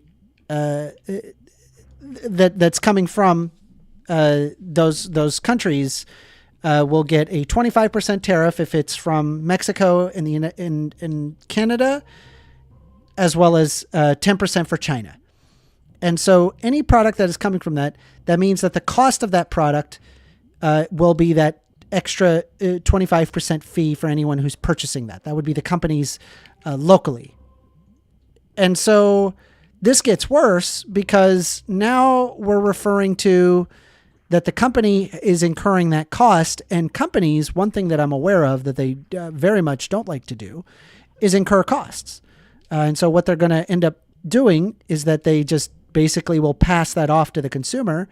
Take, for example, if there's like a car that's manufactured in Mexico, that car will then cost 25% more to make. And because it's now 25% more to make and the company is paying for that, well, then that means that car will be 25% more, right? And so there's just going to be less cars around, and it's going to increase the price of that car, right? That's how that works, right? You would assume that it's the country that you're penalizing that pays. No, the reality is that it only hurts you, right? It's going to hurt the end consumer, and so that's what's unfortunately going to happen. And I feel like people, when it comes to tariffs, they voted for Donald Trump, not really understanding what a tariff was, and it's going to make life worse for a lot of people. In fact, there's even a lot of Republicans. There's a sudden spike in people who have been Googling what is a tariff. Yeah, I mean, it's always good to do it after you elect the guy that's lying to you about tariffs. So it's always good to do that. I mean, You know, it happened kind of in I my had country to recently. I had to hand walk. It was a Republican I was debating a couple days ago, and I was so frustrated. I was yelling at them, like I was just practically yelling at them, and just saying, "Will tariffs increase the prices of products?" Right? And he's like, "It's going to bring manufacturing back." And I had to keep asking over and over, "Will it increase the price of products?" Over and over. I had to ask 4 or 5 times. He knows the answer, right? We all know the answer to that, right? Yes, it will increase the price of products, right? That's how that works, right? You're talking about manufacturing that happens in Mexico and manufacturing that happens in the United States. Manufacturing that happens in Mexico, the worker standard is a lot lower than the United States, right? Like our minimum wage alone is a lot higher than Mexico's. And so if it is a lot higher in the United States and the demands of workers is a lot higher, then obviously the product will be more expensive. There is no incentive for the manufacturing, even with a 25% tariff, that you would suddenly see all of the manufacturing jobs coming back. And even if you do have all the manufacturing jobs coming back, it would result in substantially higher costs to all products. Almost all products have some level of global dependency, right? From food. Yeah, but there's one thing that actually can be interesting, right? When you're talking about tariffs, because it can be done as a mean to promote corruption. Mhm. And imagine this scenario, right? That I'm telling you. Imagine he's gonna do 25% tariff, right, from Mexico, but at the same time, there's going to be some exceptions, right? Some companies which are seen as That will like be that will be seen as super vital. favorable. Yeah. Yeah. It's like, Yeah. oh, I mean, we can't Yeah. do this to them, right? Oh And yeah, imagine no. it's I like, can already see it. maybe Like Elon Musk. Trump is going to become super like mindful of renewable energy, and it's going to say, oh my God, it's like we actually do need to invest in electric cars, right? So it's like we can't penalize the manufacturers, right? The car manufacturers that actually make electric cars, right? And maybe he says, but only the ones that make only electric cars. Do you know any manufacturer in the US that only makes electric cars? Uh, I can think of one. I mean, it's like a small indie company is that it makes Tesla? cars. I think that's the name. It kind of escapes my mind right now. But imagine if they say, you know what, this one company that only makes electric cars, so they're like super good for the environment. Everybody loves the environment, right?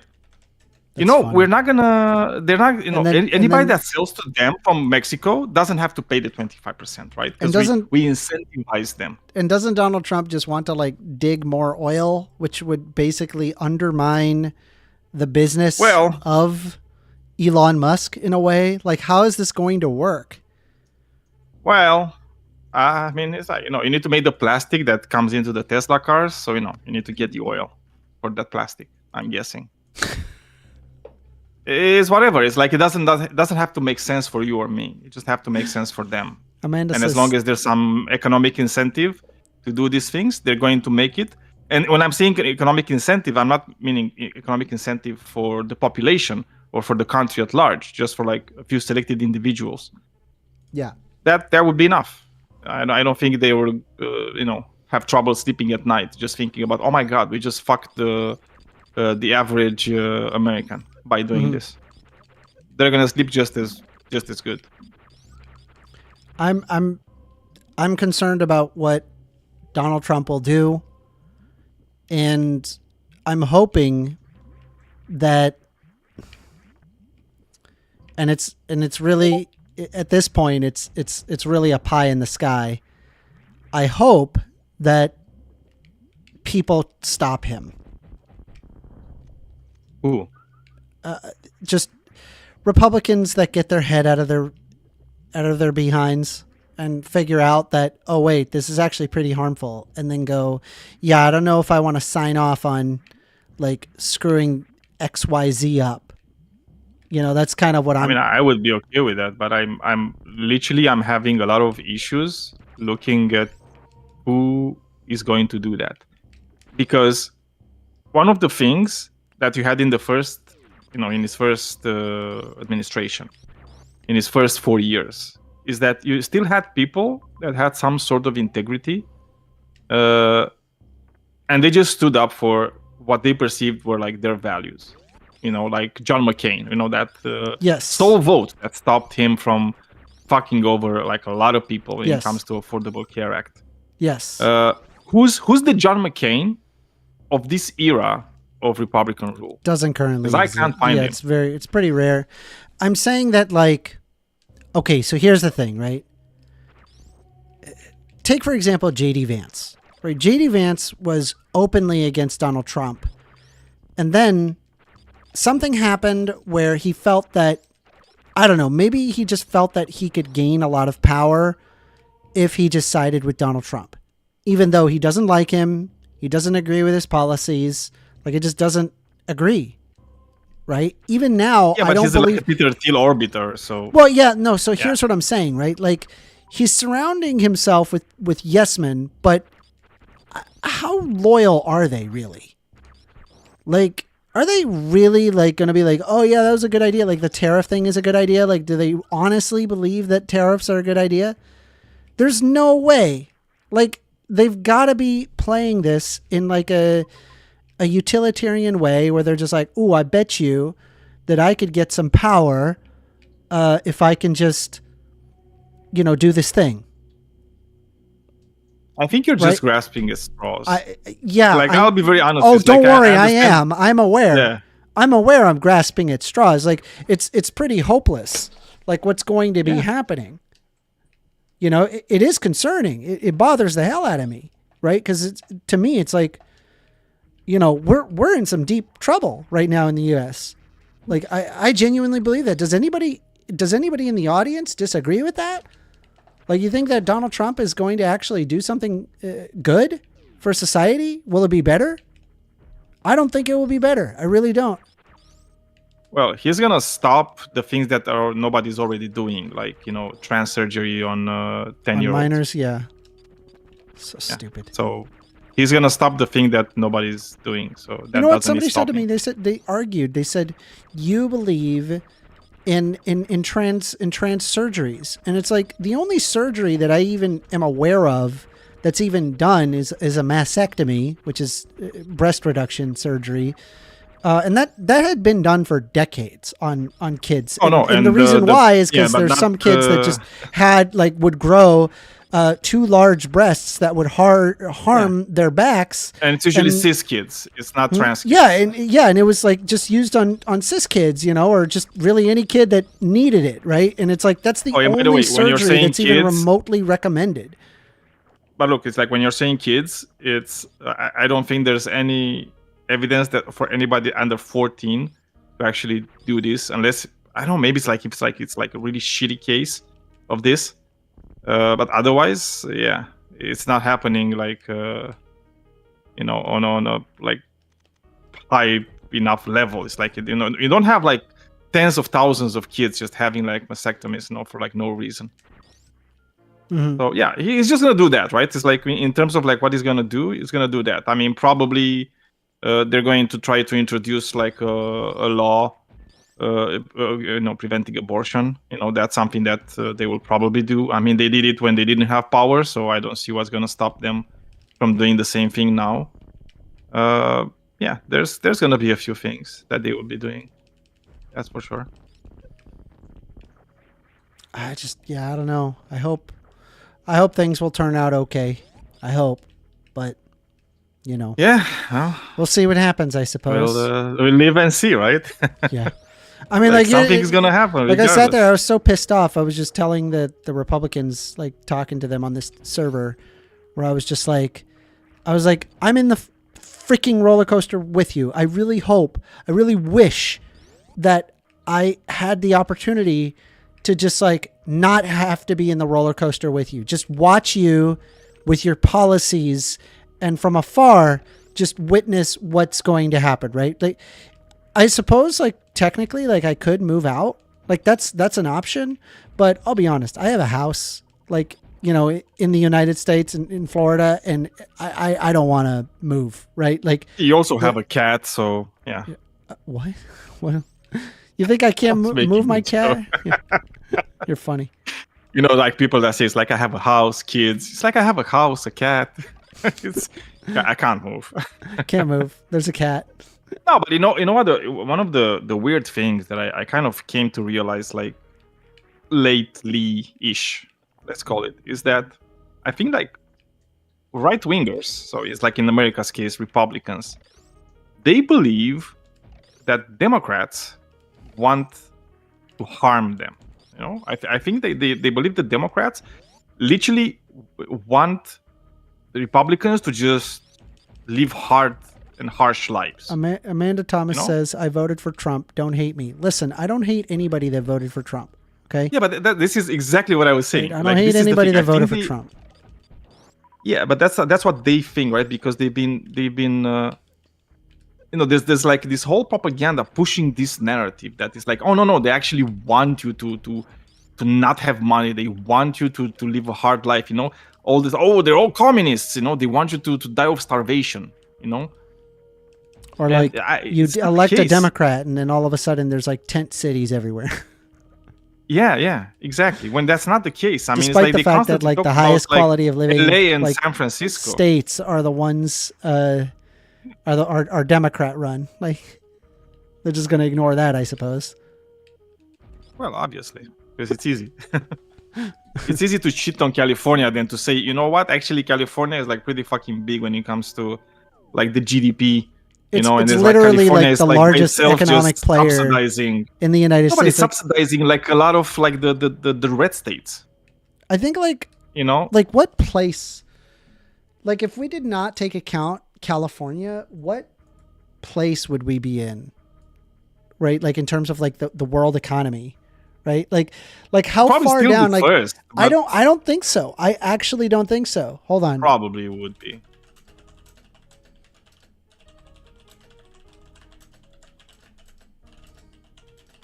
Not take into account California. Let's look that up. Hold on. Because like California was like the third largest economy, like overall in the world, or something like that. But I mean, it's like you also have like Texas and like even Florida, like pretty big. You have some other states that are like pretty powerful. So America overall would still probably be first in the world. All right. So, well, hold on. So let's pull up like the GDP, right? By country, right? So that's kind of what we want to do. Let's see here. GDP by country. So the United States is the largest, sitting at 25 trillion, right? And that was in 2022.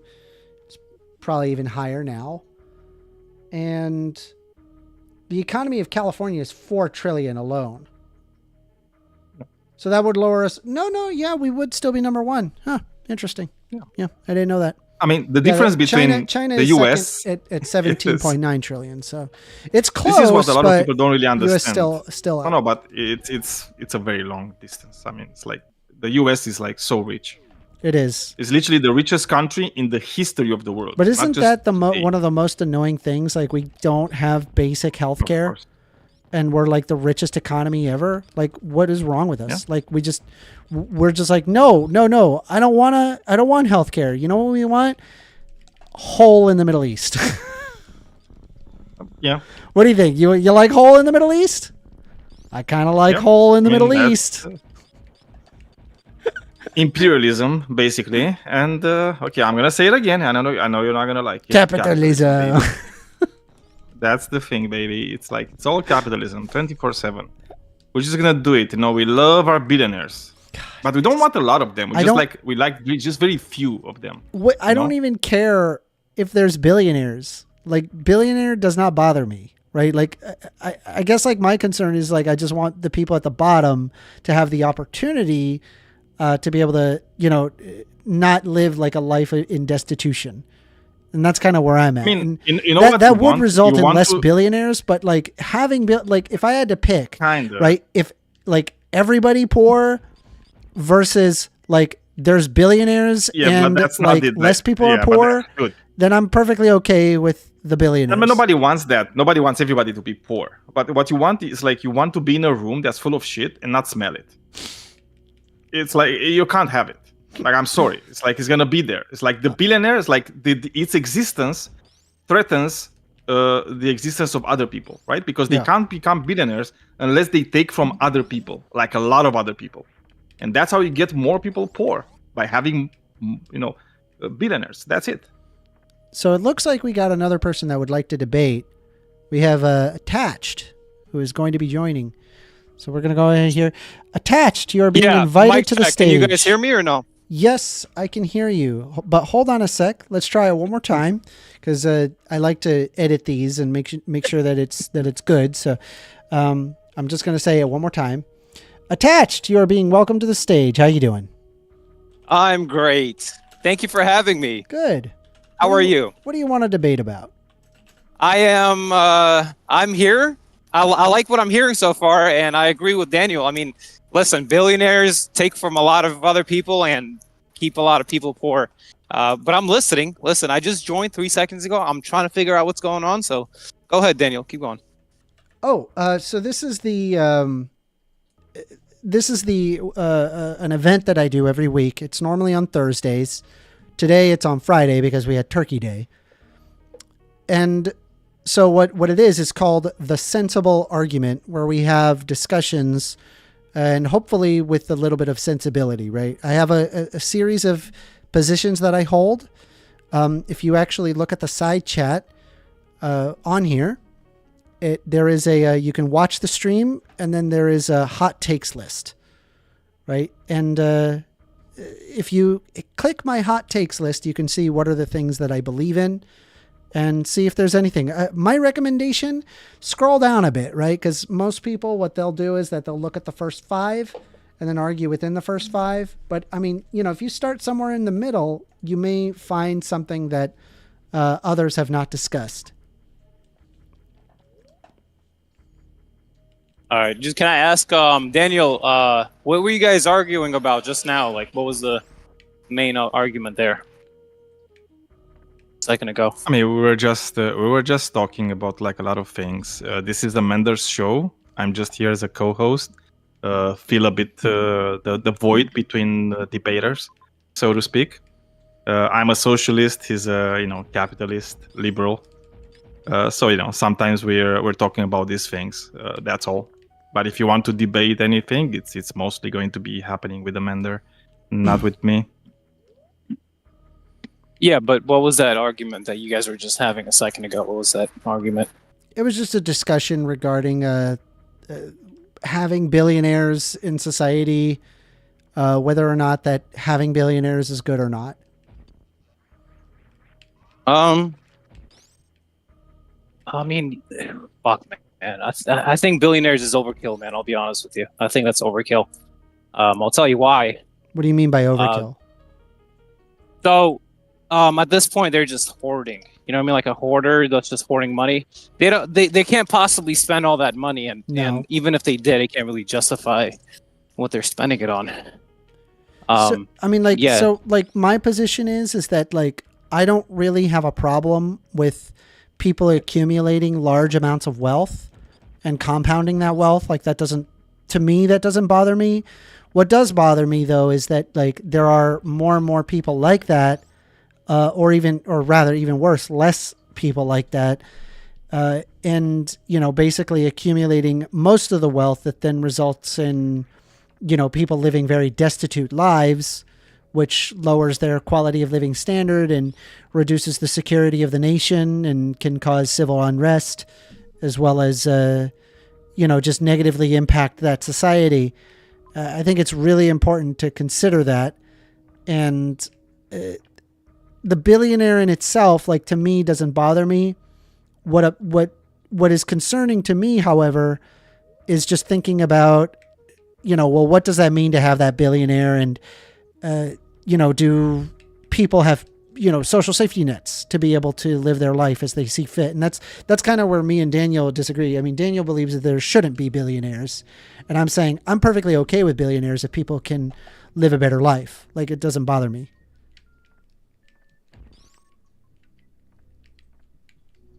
Yeah, but don't you think it's a little bit of an overkill? A person Having being that a much money? billionaire? Yeah. I You mean, don't need $1 billion. yeah, I mean, What it's do you need to- excessive What are you going to wealth. spend it on?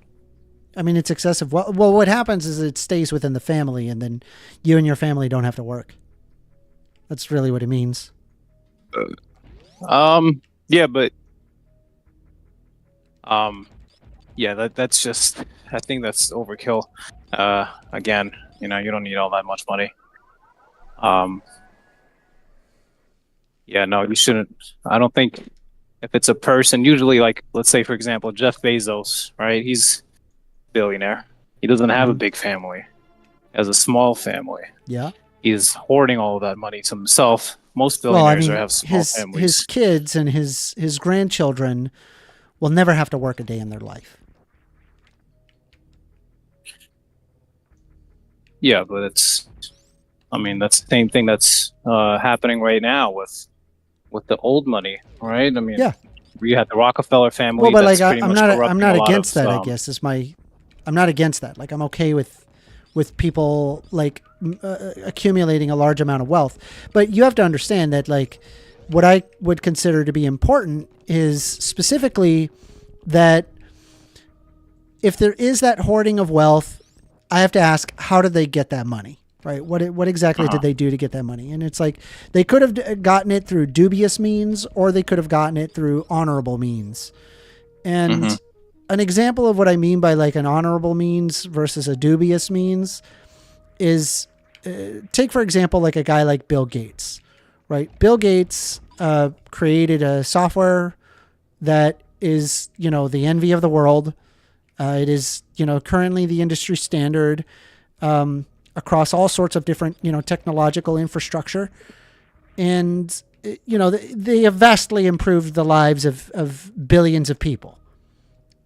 It is also the case that the Bill and Melinda Gates Foundation has funded some pretty fundamental battles. For example, I'm pretty certain that they teamed up with other nonprofits to try to eradicate. There was like a specific disease that they managed to eradicate. I'm losing it off the top of my head, but there was a disease that they managed to eradicate in Africa by just pouring their money into it and pouring into advocacy groups. I guess, and then of course providing supplies. I look at a person like Bill Gates and think, this person has helped the world, right? I don't really care that they're a billionaire. Do you see what I'm saying? No, because you have two sides of the coin. You're just arguing for one side. What about the poor people, right? The ones that don't even have a house to live in. Yeah. You care so much about Bill Gates' family, but what about the other people that don't even have a house? What about the people that can't even afford food, man? Yeah, what yeah. about them? Yeah, no. You don't care about all those people? No, I do care about those people. I argue for social safety nets, right? Because that's not enough. Well, what are you asking for? Like, I want people to be able to live their life as they see fit, and sometimes people don't have the ability to, like, necessarily work. Like, for example, they could have disabilities. I think that we should, like, try to find whatever pitfalls and traps that causes someone to become destitute, try to plug up those holes, and then in combination with that, for people who did not avoid those issues, or people, hell, I mean, even people like, well, I wouldn't even go that far. People that are destitute, right? There should be, like, ways to pull themselves up out of that destitution, and I'm perfectly okay with that. That doesn't mean, therefore, no billionaires. Okay, so you think that a billionaire is okay with spending his money on fucking designer clothes and wasting his money on his fifth fucking foreign car that he's probably going to keep in his garage, never ever drive it ever. You're okay with that, right? Yeah. Or you're okay with the rich person just buying up fucking land, buying up fucking mansions that he's never going to live in just so he could use it as his own fucking piggy bank. Are you okay with that? Yeah. Yeah, well, that's where we're fucking wrong. I mean, listen, That's wrong. That's just absolutely wrong. Why? Why the fuck would he want? Why the fuck would he be able to? Yeah, that's where we have to agree to disagree, bud. Are you And I'm middle? sure Daniel, what do you think about this? I mean, as I said, I think you should just mainly talk with Amender, not with me. Are you middle class attached? No, I'm a billionaire.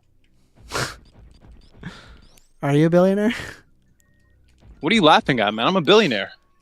I don't think you're a billionaire. You're a hater. That's what you are. Are you being serious right now? Like, I want to actually have a real discussion, right? I don't want a troll. Listen, man, if you think being a billionaire is trolling, then you're a hater, okay? I don't think you're a billionaire. It's because you're a hater, that's why. I was literally arguing in favor of billionaires just now. So what do you mean I'm a hater? No, because you said I'm not a billionaire. Yeah, you're How not. am I not a billionaire? Because that's a very few amount of people. I doubt that a billionaire just happened to show up on my stream. That would be amazing. Well, it's true, so. Don't worry about my money anyways. Why does it matter? Just because I'm not a billionaire, does that make me like invalid to have an opinion on billionaires? No, That's stupid. It's a stupid look. I never said that. I'm saying I don't believe Well, you're a then billionaire. why does it matter then? Why does it matter if I'm middle class? So, like, here's the thing, right? Like, one thing that I can consider is that if you are middle class, you know, technically speaking, on the global scale, you are the 1%. All right, that's a thing. Like, hell, even if you're like low class, like let's say you're making like $35,000 a year or something, you are, by global scale, the 1%, right? And so, if you are to take, for example, the entire world into scale, really what should be happening is that your life, including everybody else's life, needs to degrade substantially, right? In order for you to apply your justification. And so we're able to point out that, well, billionaires are bad because we ourselves are not billionaires, right? It's only when the property of our own gets threatened that all of a sudden the tune changes. And so I guess like my thought process is that I personally believe that like individuals ought to have a right to private property, which also includes the right of personal property as well as property in terms of land.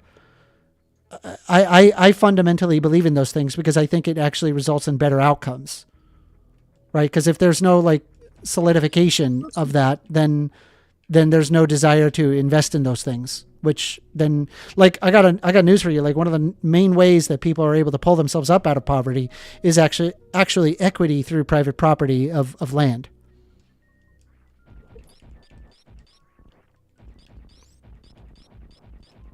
Boo-hoo, man. There's fucking have an less argument? than fucking 0.0001% billionaires, and you're making it seem like they're the majority of the fucking population. I never said that they're Who the cares? majority of the Who cares population. Who cares that the fucking billionaire shouldn't have his fucking 78th fucking house? Who gives a fuck? Who gives a fuck that the billionaire Hey, isn't Ali, allowed just to keep have your- his just keep your hand 99th up. fucking car? Yeah, again, like what I'm concerned about gives a isn't fuck? necessarily Fuck the that guy. billionaire. I'm concerned about their property rights and your property rights, right? Because a society is better off if they respect the property rights of individuals. That's empirically the case, right? The countries that have the highest HDI index have strong property values. No, I think we should be able to just abolish their property rights if they're a billionaire and just take over their property. I think that should happen. Okay, that's pretty Especially crazy. if they're not occupying it. Okay, I mean, who's to say that you have that argument? Me. Well, an African, for example, who grew up in Zimbabwe, right? They would have just as valid of an argument as going after your stuff, right? Why does this person get to have, a 2-bedroom house with air conditioning, right? I live in a hut. Yeah, go ahead, go for it, bro. I have a gun. I'll fucking shoot his ass. Okay, so then does a billionaire have a right to just shoot you because you're trying to take away their property? Yeah, and we have a right to shoot him back. Well, shoot So, him. We okay, outnumber him, so we win by majority. So what you're Fucking kill them. okay? So then what you're arguing here at this point, right, is Get like rid a of the cops. form, is a form of Mad Max society. Nah, not really. This is No, not this at is all? just your little.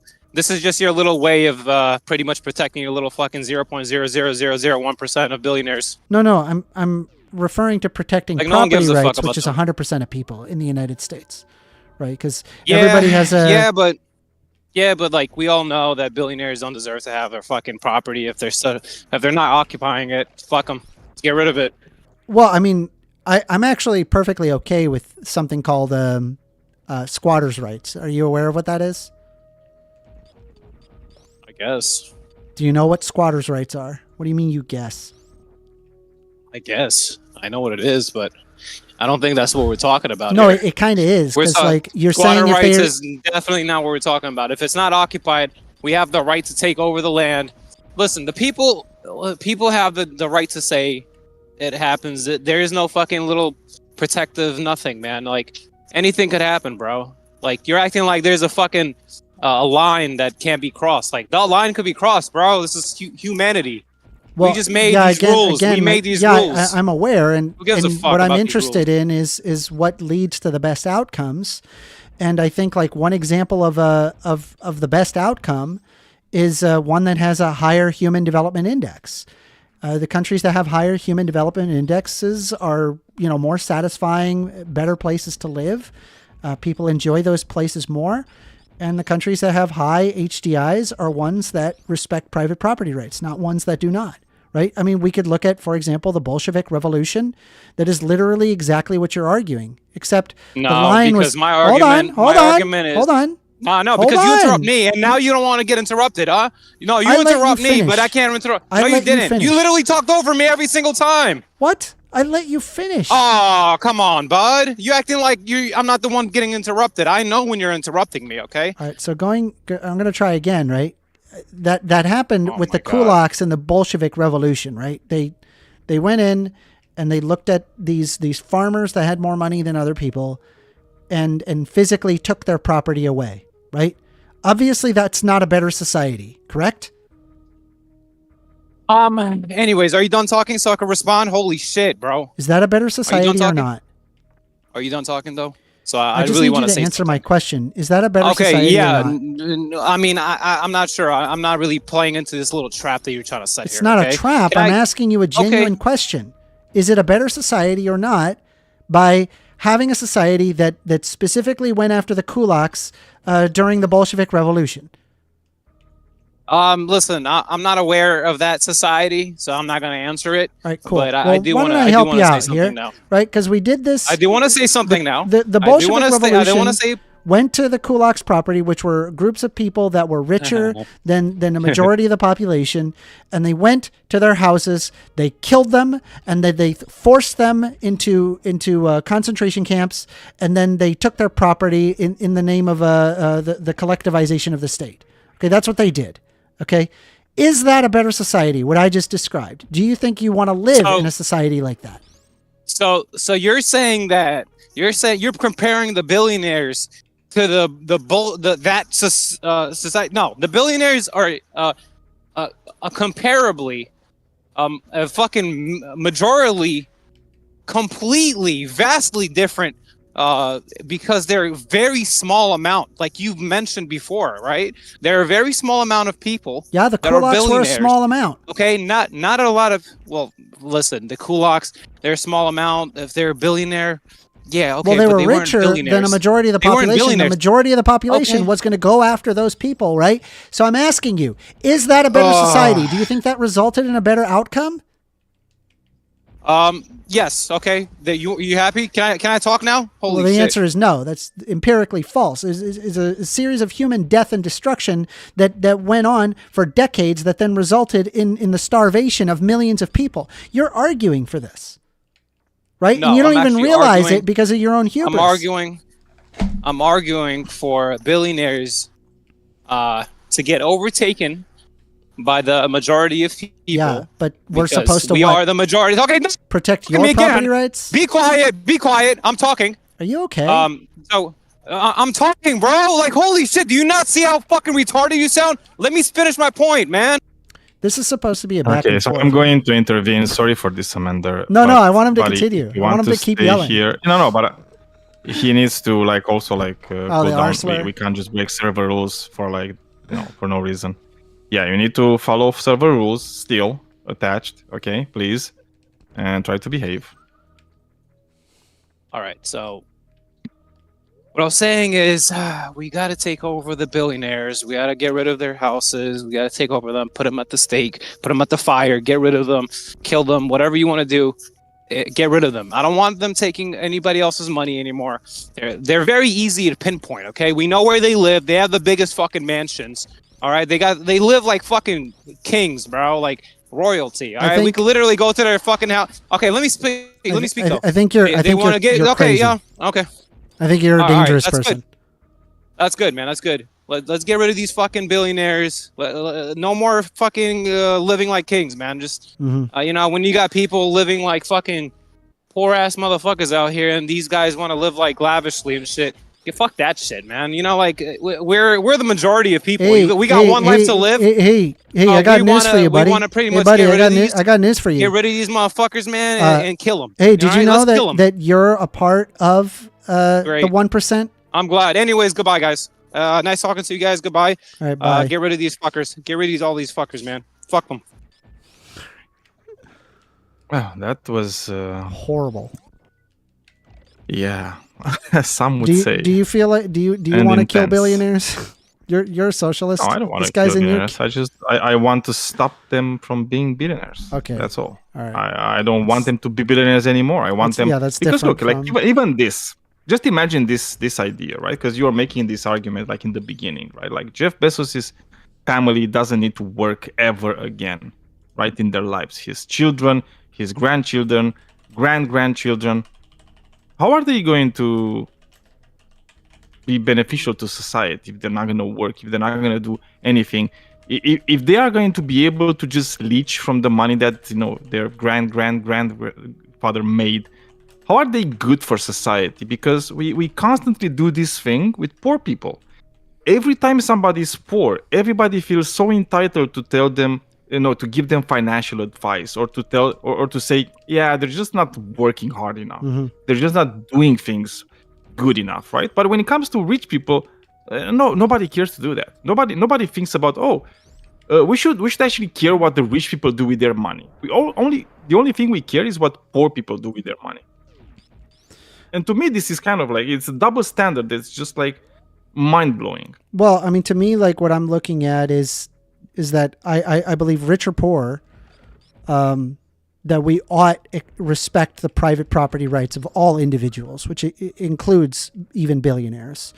You may disagree with that. I don't disagree with that. I believe that, for example, people like Bill Gates have achieved their wealth legitimately. Not by robbing the proletariat, because let's be honest, like even the proletariat has working for Microsoft live very good lives, right? The reality is that they made a damn good product and people love it, and then they bought the product and he got rich because he benefited millions of lives, billions of lives even, right? Regarding Bill Gates. No, it's like you're saying that he has, but I think he has. He didn't necessarily do that. What program? No, I mean, what are you using? You keep saying like his foundation. So first of all, it's like all. It's like whenever you're talking about these rich people and their philanthropy, the philanthropy is usually just a way for them to evade taxes and to make just more money. And it's exactly the same case with if they're donating. Then yeah, I don't think that you should tax what they've donated. No, but that's all that's happening, right? Like the amount that they're donating. Hold on. So if they're donating, let's say, $1 billion, they're now minus $1 billion, which means that they don't pay tax on the $1 billion because they gave it away. That's not how it goes, though. That is how it goes. It's not how it goes. It's literally not how it goes. All right, explain. Because it's like the tax they're being deducted is not from what they're donating, is on what, for example, the foundation is actually operating, like the foundation costs, right? Because every cost of the foundation is something that they're donating, right? Basically, right? So it's like the money they're actually putting back in society, they're not as much. And the problem is, let's say they're making money And if you were to tax just their money, imagine if the tax should be like $1 billion a year, right?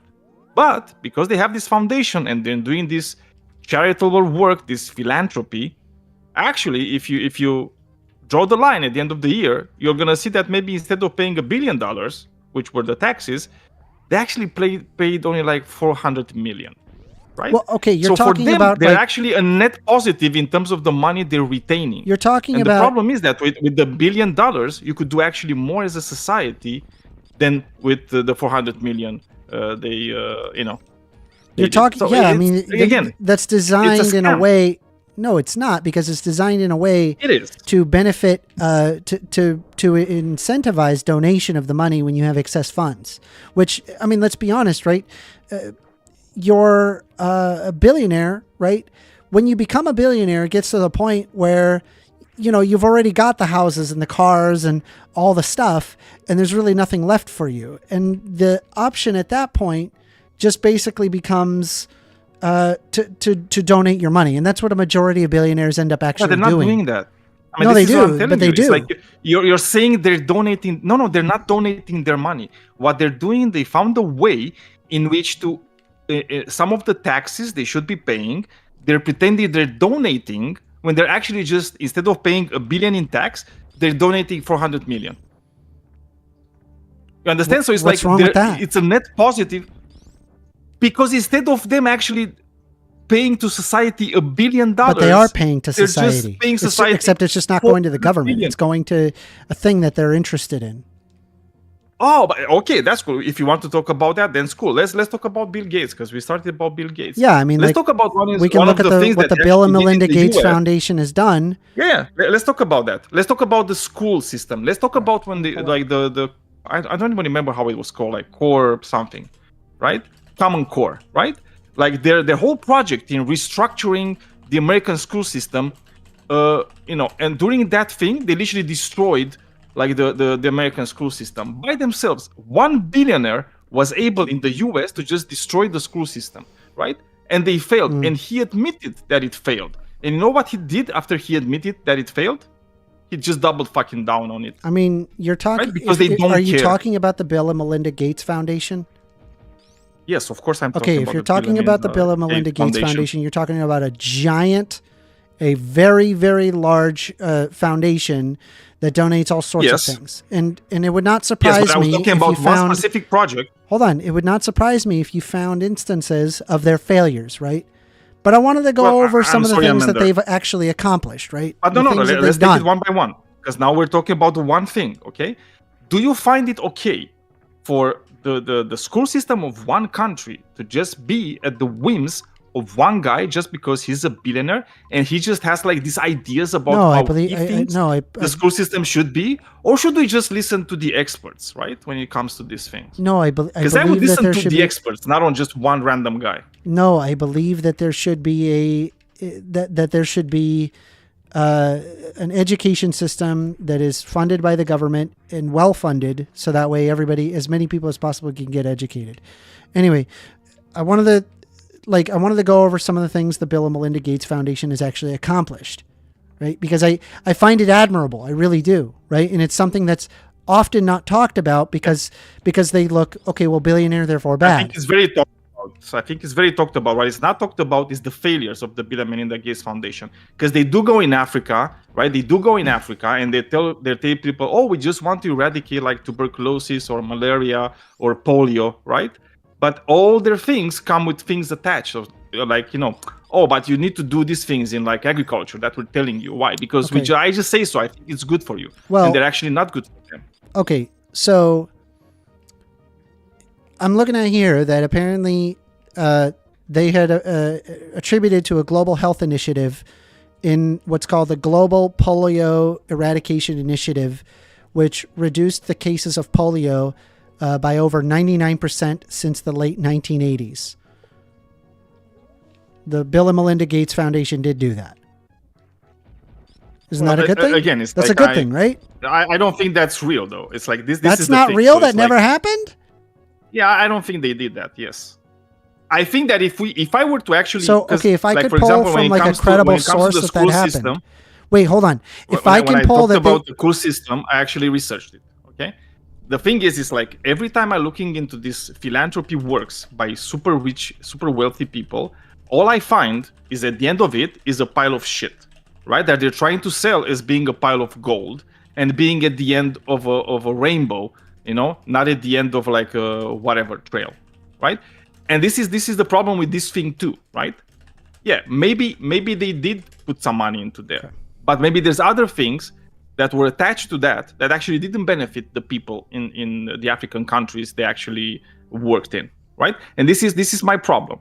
It's like I'm gonna treat your cancer, but I'm going to give you like Alzheimer, right? It's like, is that worth? Well, maybe not. all right. So I'm And going to this is go my ahead problem. and I'm The just problem going is to, always something attached to them. I'm going to link this, right? I think like this is where your bias starts to show. And I'm just going to link this and you tell me what you think about it. Okay. I'm showing it on my screen and I'll also show it in side chat so you can see it. That's from the WHO, which shows in 1988, the World Health Assembly adopted a resolution for the worldwide eradication of polio, marking the launch of the Global Polio Eradication Initiative, or GPEI, spearheaded by national governments, WHO, Rotary International, the U.S. Centers of Disease Control and Prevention, and UNICEF, and later joined by the Bill and Melinda Gates Foundation and Gavi, the Vaccine Alliance. Since then, the incidence of polio worldwide has been reduced by 99%, and the world stands on the threshold of eradicating a human disease globally for only a second time in history after smallpox in 1980. Right, and this is from the World Health Organization. Cool. It's not coming I understand from this. Okay, it's not just the Bill and Melinda Gates Foundation that did this, right? This is a world program, right? It's like you have a lot of states. It says it's like national governments, WHO, right? So there's like, it's not just like, it wasn't just run by Bill Gates, right? It was I'm not saying it was only by experts, Bill Gates, right? That did it, right? But I'm just pointing out that you said that it didn't happen, but it did. No, I didn't say it didn't happen. I didn't say it didn't happen. It's like, I think you misunderstood me. What I told you is like every time I'm reading like a lot of these news stories about this wonderful philanthropy from this super wealthy person, that did so good. Actually, if you go down the trail and you're actually looking at what they actually did, what happens is actually he didn't do anything that was so impressive, or it's actually something that's really shitty. What is their level of contribution of this then? Right? Like you're saying that I don't know. It doesn't say here. Okay, so like no, it doesn't. But I'm saying like you're saying like oh, the level of contribution.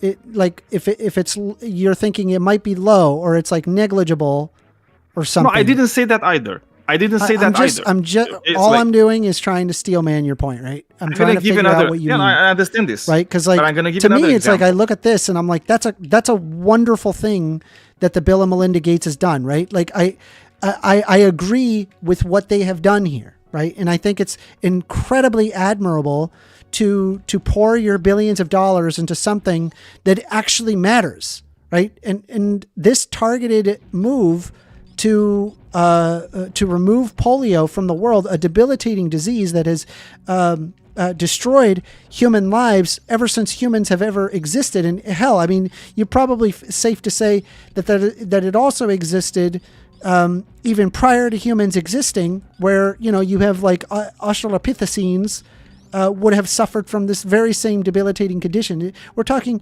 millions and millions of years of suffering. That's very nice and dandy, but at the end of the day, because of they did the Bill and Melinda Amender. Gates Foundation. They did one thing good. So what? It's like what I care about is like their overall impact, right? And their overall impact, if you're looking at it, it's not a net positive, right?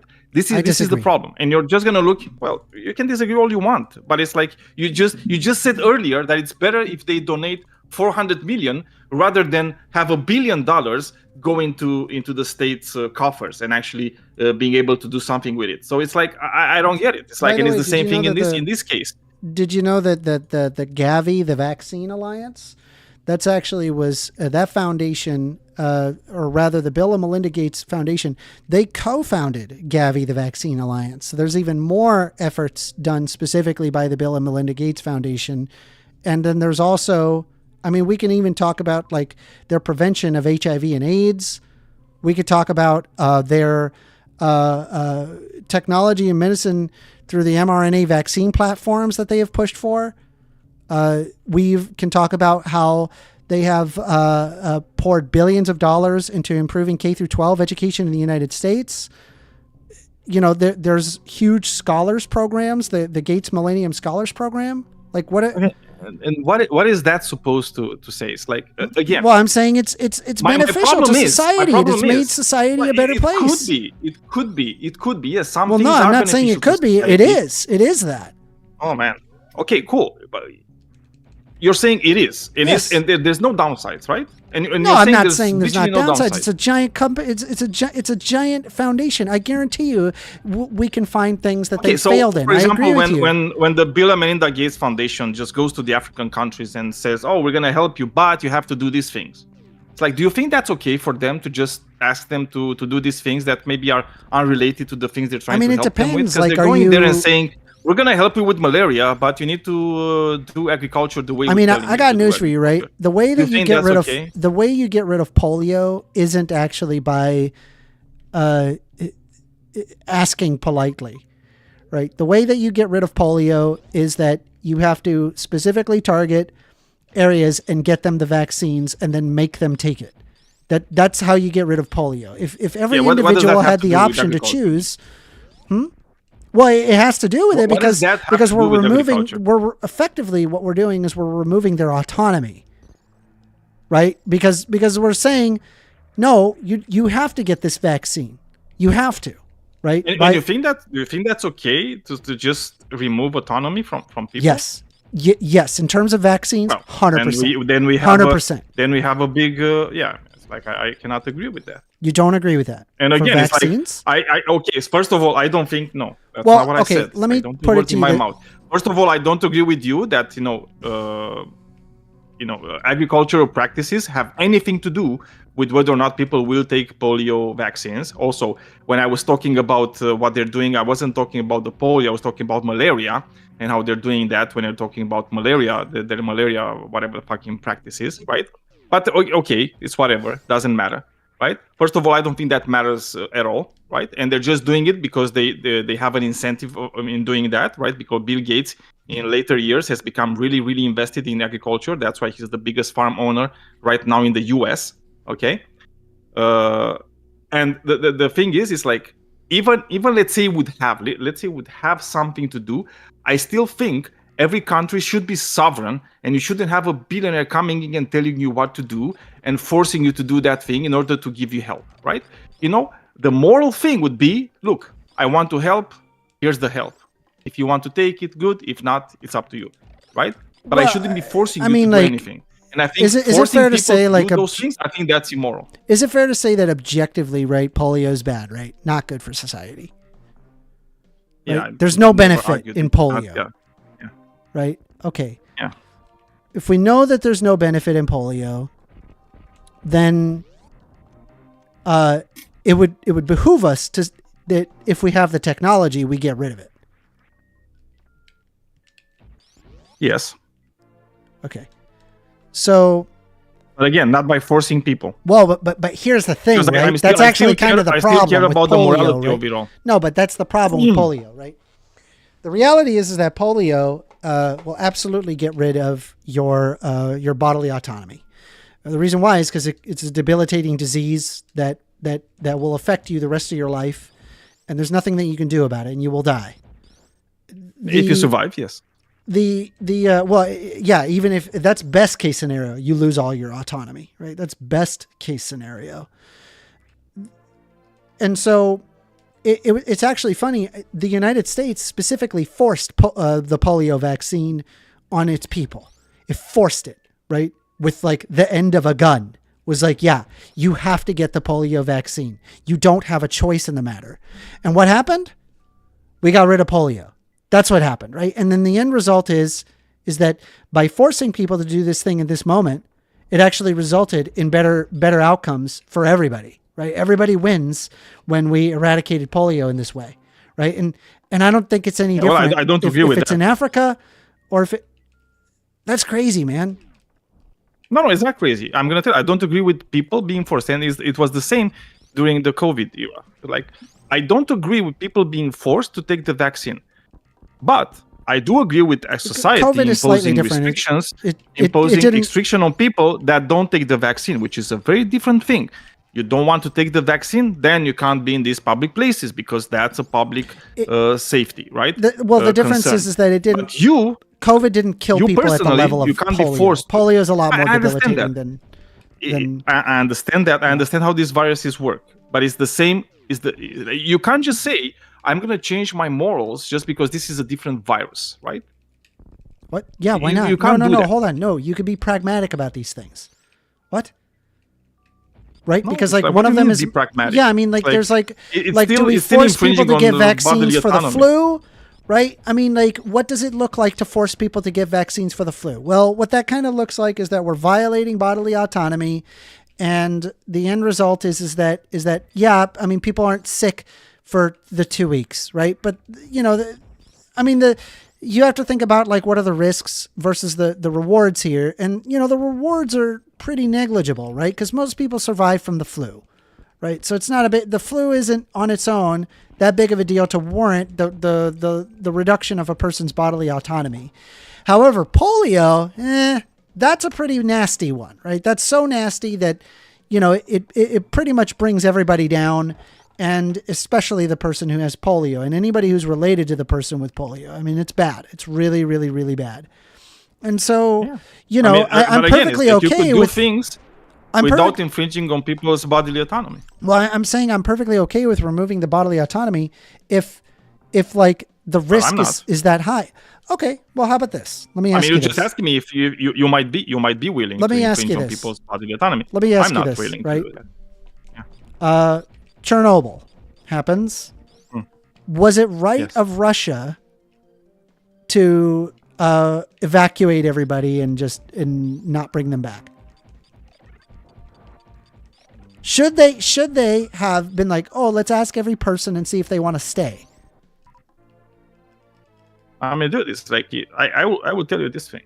If I would issue an evacuation order, if people want to stay there, let them stay there. Fine. I don't have a problem with that as long But they're as it's gonna die. their choice. Well, they know this thing. It's like I'm telling you, you stay here, you die, and now it's your choice. It's not my choice to make. I mean, I would just pick them up and put them elsewhere. Yeah, you think it's like you would use force. Yeah, no, for I wouldn't sure. necessarily use force on them. Yeah, I would have sympathy towards those people. I would look at them as like, okay, I would also they're have ignorant. sympathy for those people. Yeah. Just because I'm not forcing them doesn't mean I don't have sympathy for them. I mean, well, you do, but then you don't, I guess.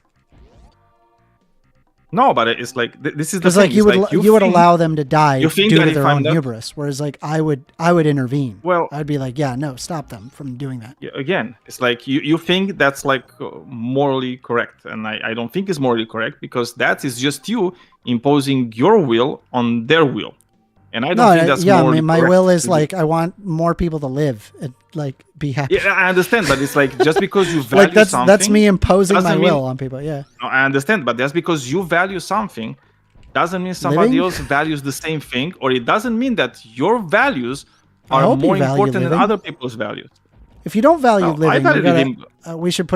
we should have you talk to a psychologist if you don't value living. Yeah, I value my living. Yes, and I value other people living. And it's like, what I understood is like, I understood in life that maybe it's like other people don't value their living as much. So what should I do? Should I just save them against their will? I'm not in favor of saving people against their will. Yeah.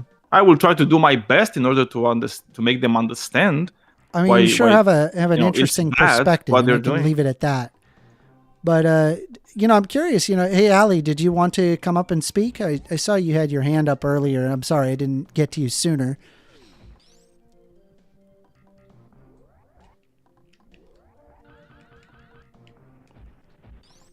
You there, Ali? All right. Let's bring Ali up. Let's I see. think she here. needs to. She doesn't need to hold her hand up. I think I can do it too.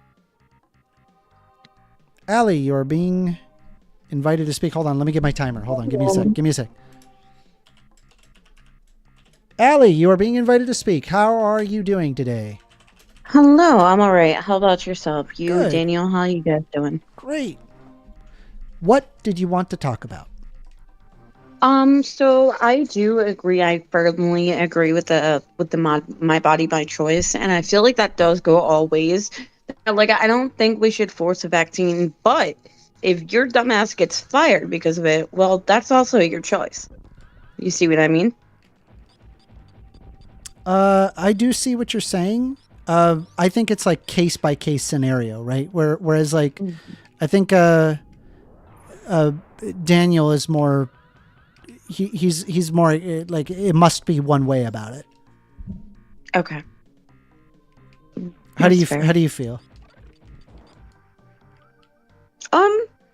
I mean, yeah, I think it would be like it would obviously be good to, prevent preventable diseases, which would be, cool. And well, and mind you, right? Like I'm not talking about like some little tiny preventable disease, right? I'm talking about one of the most debilitating, horrible diseases that has plagued humanity for millions of years, right? Like, take for example, like I don't know,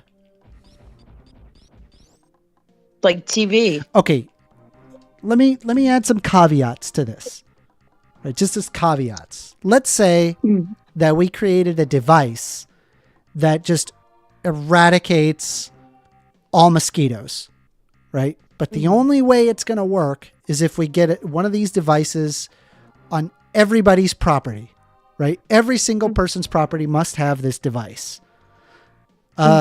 Otherwise, it just won't work, right? The mosquitoes will just move into one of those properties. So effectively, the only way that let's also assume, right, that ecologically speaking, this would cause no negative impacts on the ecosystem. Let's just assume that, right, for the sake of the hypothetical, right?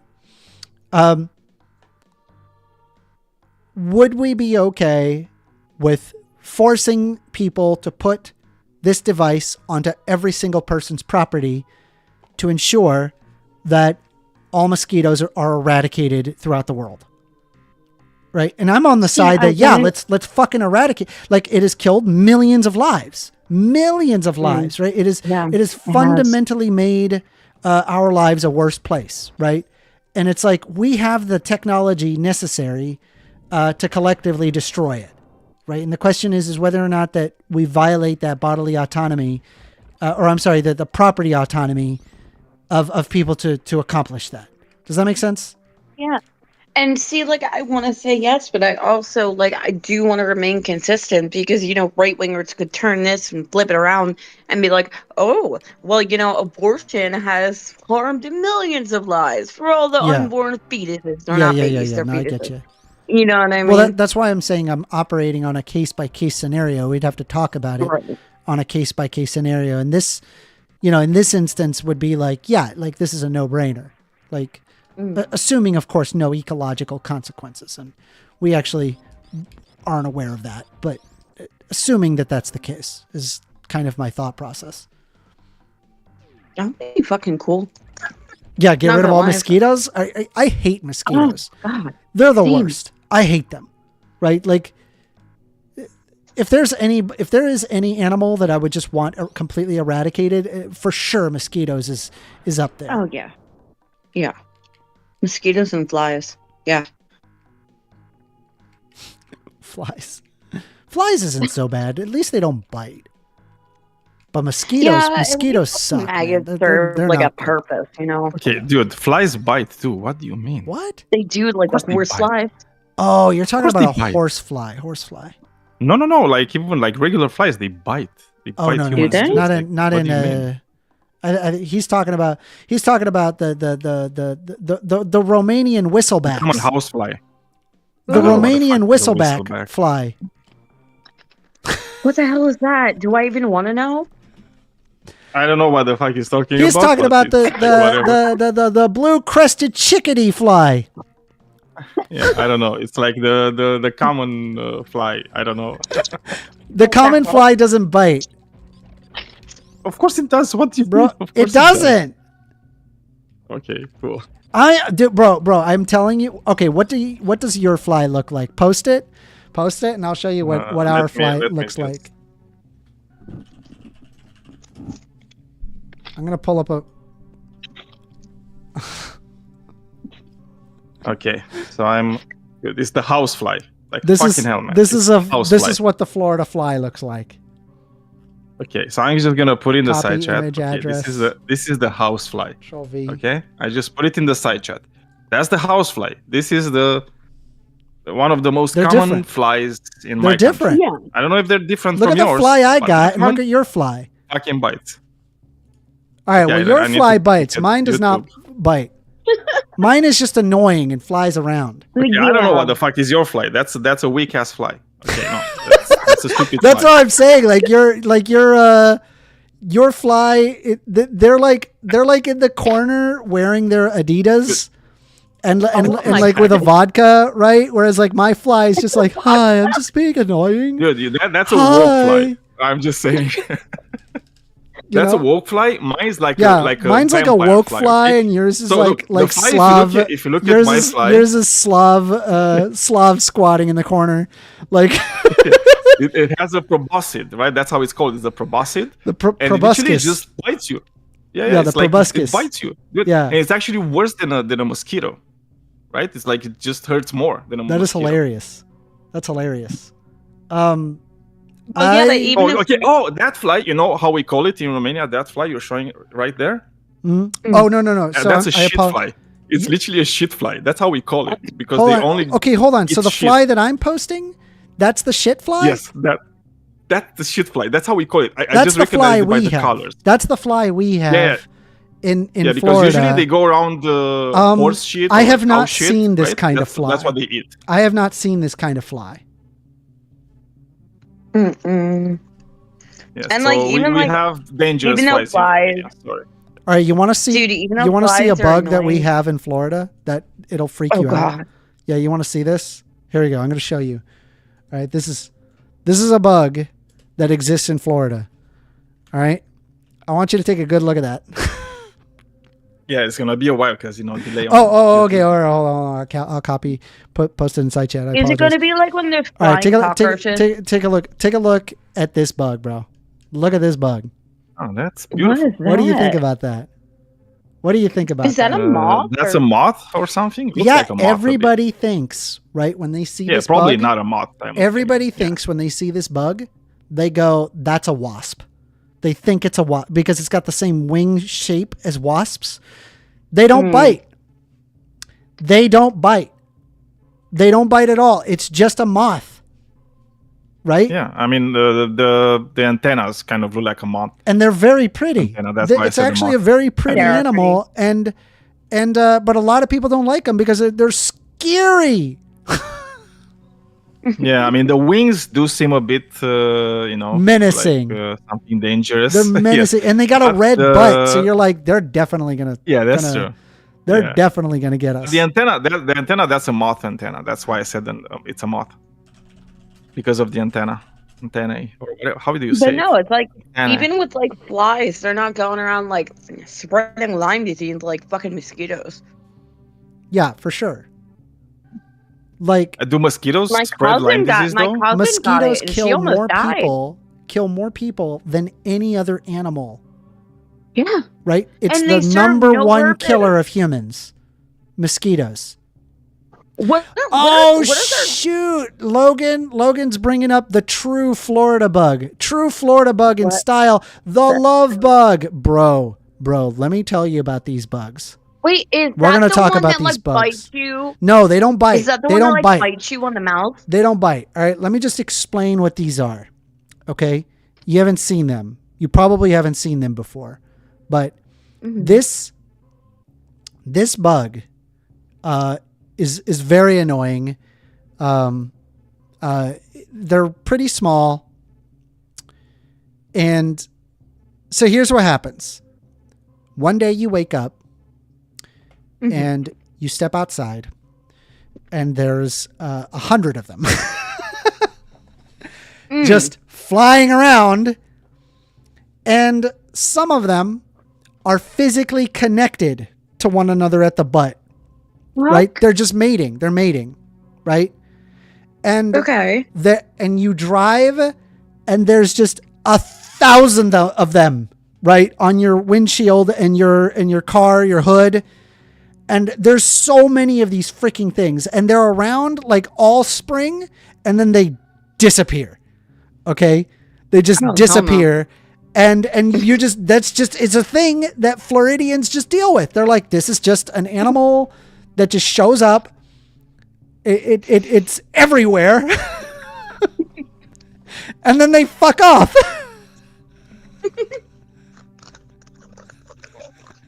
They're called love bugs. I don't want to be that guy. Man, I don't want to be that guy, but only in Florida. Come on up, Boss Clubs. Come on up. We're That reminds me of Kentucky. We got ladybugs really bad, and what are they called? June bugs. June bugs. Yeah, we got I know what June June bugs bugs are. all over the place. I like ladybugs. Ladybugs are good luck, though. Yeah, they're cute. Yeah. We got them all over. We got ladybugs so bad that like they infest homes. Sick. No, like seriously, infest. We homes. have like we have these Ladybugs. like funnel web spiders. But they're so here, pretty. which they're really Ladybugs are so pretty. pretty. Did you guys ever see the funnel web spiders? They're like yellow and black, and they're like they make like a zigzag web. They're really pretty. Hold on, let me. Wait, are the ladybugs the aliens that Trump wants to deport? Yes. Okay. Mostly? So I'm just going to show you like love bug levels. I mean, this is probably this is a little exaggerated, but it's Love not. bugs. But it's not. I mean, I have seen situations like this, right? I've just seen. I mean, they're harmless. They don't hurt you or anything, but they're everywhere, right? You could see in side chat what's being posted. Oh my all these God. Yes, that bad. Yes, there are That looks times. like something from a fucking horror movie. It's really not that bad. Like here's the thing, right? It's just a bunch of just crap in your face. You're just like, get out of here, right? But like they don't hurt. They're not like they don't like go to feces and stuff, right? They just fly around and be annoying, right? But yes, they're Ooh. everywhere. Oh my God! It looks like snow. Yes, the worst one. Holy crap. I think the worst ones, probably one of the worst is what's called a no-see-em. Do you know what a no-see-em is? No. So they're called no-see-ems because see them. Oh, But my literally God. you'll go I by can't with you. you'll go by the water and you just get bit a lot. And you're like, why am I so itchy? Why am I getting bit? What is biting me? You don't see mosquitoes or anything. You just, you occasionally see a little tiny speck on your arm that you flick off, right? Because it's a no-see-em. You no-see-em. Oh, I'll pull it God. up. I mean, they're small. Like here, I'll show you the size of an no-see-em. And it's awful. It's awful. Here, I'll post it I'll post it. Here, Ew. So that what I just posted in side chat, that is a no-see-em. You're now observing a no-see-em. You just don't see him. You don't see him. Ew. This is going to be the bug conversation. The worst we had up here was like a thing called like a lantern bug, and apparently they're from like China. They kind of look like ladybugs, but they're not ladybugs.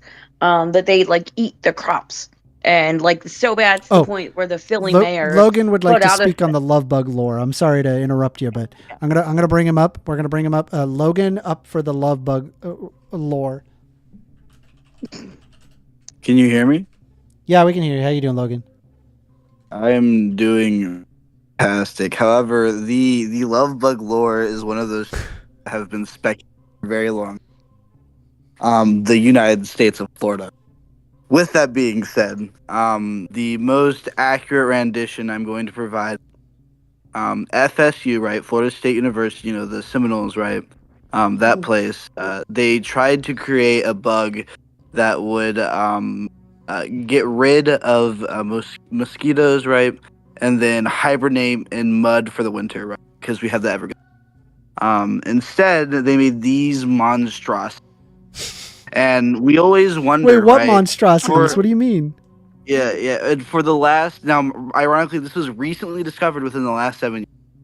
Recently, this bug has been around for the last like 20 years, and within the last 7 years, we finally discovered where they go. Right after that 3-month span in which they're swarming the highway, they go to the Everglades, right, and they proceed to nest themselves inside the mud, right, and they finally have video footage, right, of all of these love bugs, right. And you know that mayfly picture I just showed? Imagine that, but on steroids and all black, Oh just in my the god. Everglades swamps. It is the most atrocious thing, and not only that, these things stink really. Like they smell like really really. Wait, you're So talking it's about like the love bugs? yes, they smell horrible. I've never smelled them. It smells like wet moth. If that Wet, makes sense. wet what? Moth? Mothballs. I've never Like the smelled mothballs a like you mothball throw in before. your suitcase to. I'm trying to think of another comparison. Yeah, I'll be honest. I've never it smelled a mothball. smells like before. it smells like a damp expired cloth, like a washcloth that is molded all over. That's what it smells. Okay, that I know. That smell. Huh? Yeah, I've never smelled them the before. mildew. Yeah, I've never smelled whenever that. because we had a high concentration of them on our playground, and it ended up stenching our the plastic. What's it called? The thing that the plastic slide, right? And it would just always smell like mildew all the time because of the amount of times that kids would just go to crush the bugs, right? And mind you, right, another thing Floridians would do is they would take the ones that are attached by the butt cheeks, right, the one that I showed in the first photo, right, and they would try to pull them apart. What Yeah. ends up happening is that like you always end up pulling out one side's guts out, right, Mhm. and that is even worse of us. So yeah. It's all FSU's fault. We can blame FSU, right? For This the is why their love football team bugs, sucks. love bugs have been Yes. around a long time. Ever since I've been like alive, I've observed love bugs. You're telling me that bug is made by FSU? Yes, that is a genetically created bug. I don't believe you.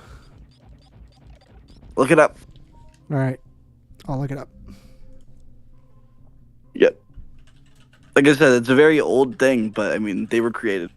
They were created to get rid of mosquitoes, and instead hold on. they do nothing to mosquitoes. Now, some of it says that it's been debunked, but all their debunks have to do with insufficient quote unquote evidence. Right? Even though we have like blogs from FSU saying like during their trials trying to make this as proof. Give me a sec. Yep. Of course. God, that is actually disgusting. Oh yeah.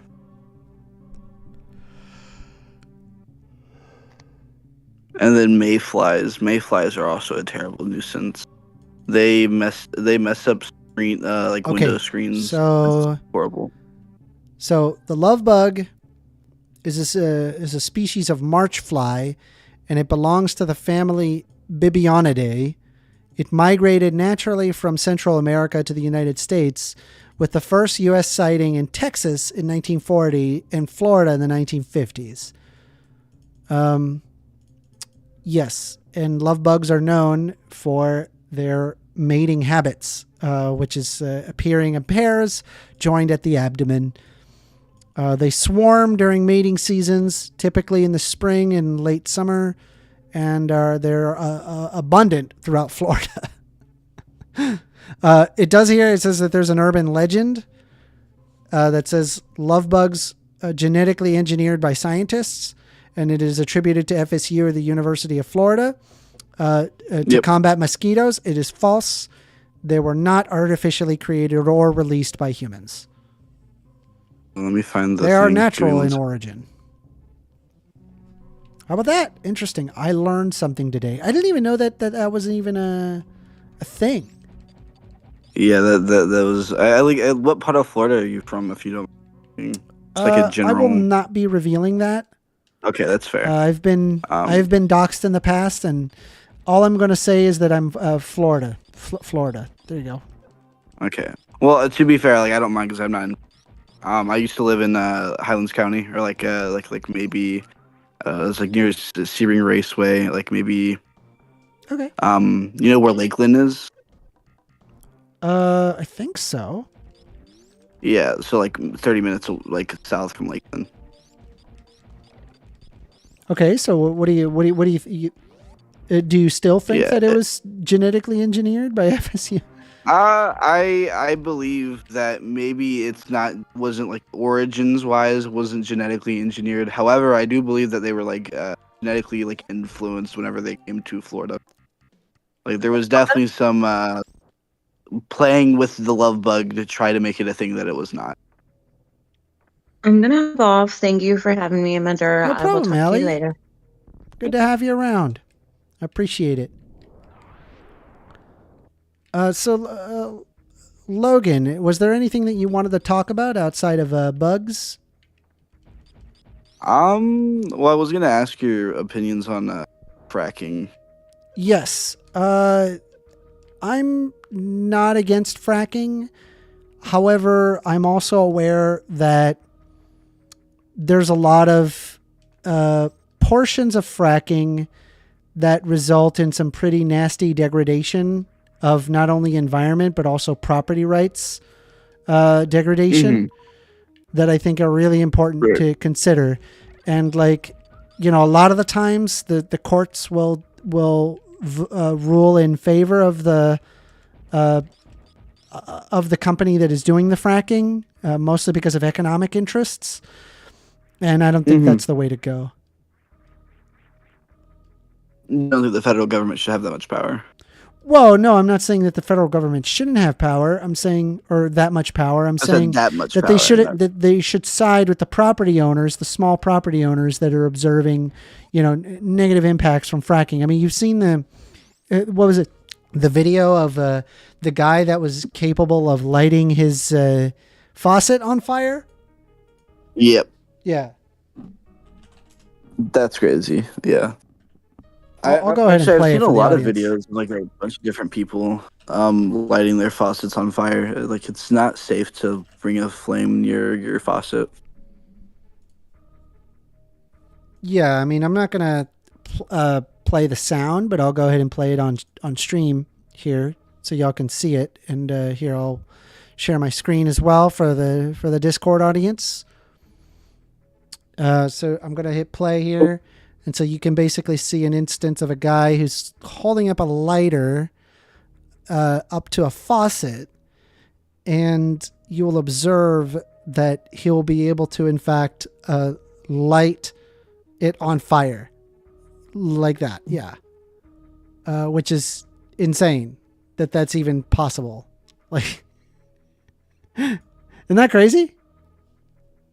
Yeah, that is insane. Yeah. Yeah, it's one of those rare political have been unable to find like any significance behind, other than like maybe like what you said, the government having too much influence on whether or not companies should be allowed to overtake land of other people to do such things for economic gain.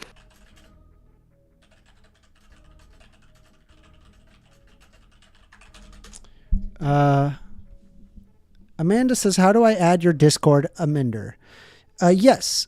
Well, it's first of all, it's not my Discord. It is the Modern Day Debates Discord, and you can go if you have Discord, you just hit new server, and then join server, and then you type in the discord.gg/Modern Day Debate. That's how you join this Discord. I'm currently doing a live stage debate. So you can always hop into the audience and raise your hand, and I will invite you right in. But Modern Debates, you said? Oh, sorry, what? It's called Modern Debates. Modern Day Debates. Modern Day Debate. Singular. Yeah, you can see my watermark. It's on my YouTube channel. Gotcha. Alright. Anyway, so like if there's like a methane contamination right? And there wasn't a methane contamination prior to fracking, I'm likely to say that well, I mean, if you understand how fracking works, it's basically you're taking a pipe and then you're moving it horizontally, and then you're putting in a ton of pressure that then releases a ton of gas, and then the gas is collected, right? That's fracking. And so it is possible through the pressurization that it causes the gas to leak into groundwater. So if somebody is, around a fracking site, it is possible that methane may end up in their water supply, in which case, like, I'm of the favor that we should, we should have the courts be able to go after them for damages, right? That, to me, that seems obvious. Like, it should be that way, but I find quite often, it is the courts that end up often siding with the oil companies, because at the end of the day, it's the oil companies that are bringing a lot of wealth to that local area. Right. And that's a concern, right? Because obviously we're eroding away at people's private property rights by doing that. Isn't that the case that happened in, was it Illinois, I think it was? There was some state recently that like this economy popped off due as a result of frack. Yeah. No, I mean any amount of oil drilling usually results in the local economy doing quite well, because obviously there's a lot of money to be had in oil. But I guess like my concern is like, obviously there's an ecological impact. I don't believe that the way forward is more oil, right? I believe that the way forward is to the way forward, in my opinion, is to pull ourselves away from non-renewable energy sources. Then again, one non-renewable energy source I think would be very good is nuclear.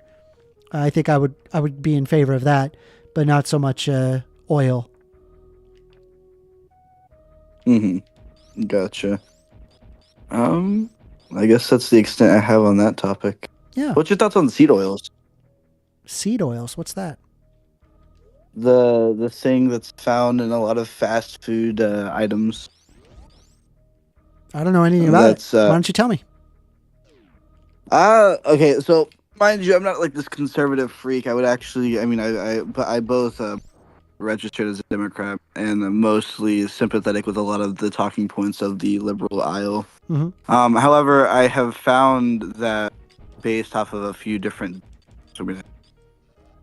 Hold on. Oh, what happened? Let me bring him back up. Come back up. Come back up. I went to press the comment section, but my apologies. No, you're good. You're good. What's up? Go ahead. Continue. Yeah. So I'm going to seed oils. What is seed oils? Yeah. So there's a distinction between, say, like, I don't know, avocado oil versus seed oils like from palm palm oil. Oh, you're talking about like canola oil. Yeah. Yeah, I don't have a problem with canola oil. I've heard like people have argued like it's got all sorts of negative health. I've not observed that, but I mean, I'm open if somebody has something. Honestly, Daniel, you're a chemist. You would know about this more than I do. I've not observed any instance where like canola oil is like super bad for the body.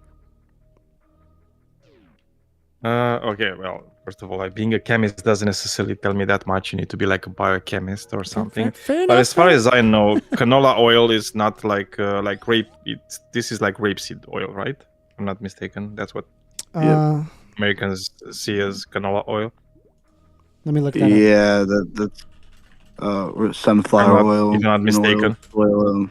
But it's not sunflower, right? So it's like rapeseed, if I remember correctly. It's a vegetable oil that comes from the seeds of the canola plant, which is a member of the mustard family. It's one of the most widely used oils globally, valued for light flavor, high smoke point, and nutritional benefits. Yeah, it actually is like pretty good. The only downside, if I remember correctly, about it having is like it doesn't help with inflammations. And in some people it can actually make them like a tiny bit worse. So, for example, if you're like older and you have like joints being inflamed and something, maybe don't eat anything with like rapeseed oil. But otherwise, it's actually better than sunflower seed oil, which like Right. is very prevalent in my country, for example. Mm-hmm. Which you would agree, sunflower. Yeah. I mean, sunflower in like I think in all like Eastern Europe, like sunflower seed oil is the most popular vegetable oil for cooking. And even me, like recently, I've tried to not use it as as much, and I'm either using like rapeseed oil, like this canola oil, if I remember correctly, or grapeseed. It's another good one, or obviously olive oil, but that doesn't work for every situation. Trying to see what's the statistic on Americans consuming fast food on a consistent basis. Yeah, but I don't think anybody uses rapeseed oil in fast food. I think it's palm oil that's being used. Okay, so apparently the most. rapeseed That oil one is actually not good. They're closely related, but they're not exactly the same. Apparently, both plants come within the Brassica genus, but there's some key differences due to breeding and processing. Daniel, you would agree that the consumption of canola oil in excess is probably all vegetable oils are not like that great if you're consuming them in excess amounts. So I don't like know. Even olive oil, which is kind of like the healthiest one, don't consume that much though. Mm-hmm. I'm seeing a thing. It's 36.6% of adults being defined as. I'm seeing different statistics. Some of them saying anywhere from 30 to 75% of Americans eat food at least once a week. And I would say that there's been an exponential gain in obesity within America. And I think it's harder to lose weight. I mean, you can correct me if I'm wrong, Daniel, but when it comes to seed oils, right, we have like sunflower seed oils, and a lot of our not just fast food, but a lot of the food that we consume that's in the grocery stores, say like Pop-Tarts or like pre-made goods that you find in boxes in the freezer aisle. A lot of that has a lot of sunflower seed oil, palm oil, things like this, which you would agree are really bad. Yeah. So the thing with them is the type of fats they're actually containing, right? Because all oils are actually just fats, right? So you can have like butter is also like a source of fats, and the difference is like what type of fats do you want? And a lot of seed oils actually contain unsaturated fats, and they contain mono unsaturated fats. Whereas in things like olive oil, for example, or like I think like even probably this one, like rapeseed oil, has a lot of polyunsaturated fats, and they're actually much better for your body, right? Than mono unsaturated fats or saturated fats, for that matter, right? Because like fats that come from organic sources, like butter, for example, they contain a lot of like saturated fats. Gotcha. This is if I remember correctly. I might be bullshitting. Okay, it's like take it with a grain of salt, because it's like this is not really my area of expertise. What is your chemistry area of expertise? Oh man. Well, I there's like I'm didn't just mean to ask a loaded question. in My God. English. No. Ceramics. Oh, okay, it's cool. Like I'm just ceramics. Yeah, it's not the most interesting for like the common people. Why ceramics? I'm just curious. Was it just like a necessity out of? I don't even remember why I chose ceramics. I'll be honest. It's like I just found it like it was. There were like a few areas that I could have chosen, and I think the other ones didn't like appeal to me as much. And like ceramics, they're like pretty fucking important in society. It's like you have them everywhere in your house, for example. Mhm. You use it on like the fucking space station, space shuttles, like everywhere. Yeah. They're like a very interesting part of chemistry, but only if you if you like chemistry, and But for the regular guys, it looks ceramics. Okay, not interesting. Moff says, "I've got a question for First Amender that's going to expose him. Do you want to ask your? Do we want to let him on? Let's see here. All right, Logan, you have anything else? No. Well, he got Alright. you with that question. Holy shit. Okay, I wouldn't Alright. answer that if I were you. Let's go ahead and bring it in. Why not? All right. It was nice talking to you, Logan. Nice talking to you as well. Do you want me to drop, or are you Hold on. gonna drop me?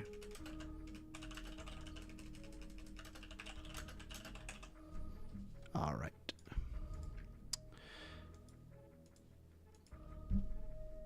Moff Doom, you're being invited to speak. How you doing?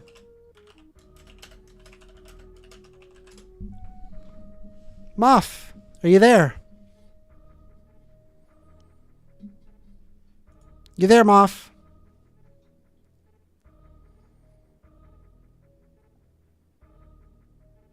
Yeah, I don't think he's going to be talking. Moff, can you speak? He says I'm talking. Yeah, we're not hearing you, Moff. Yeah, we're not hearing you. So maybe check your microphone or your settings.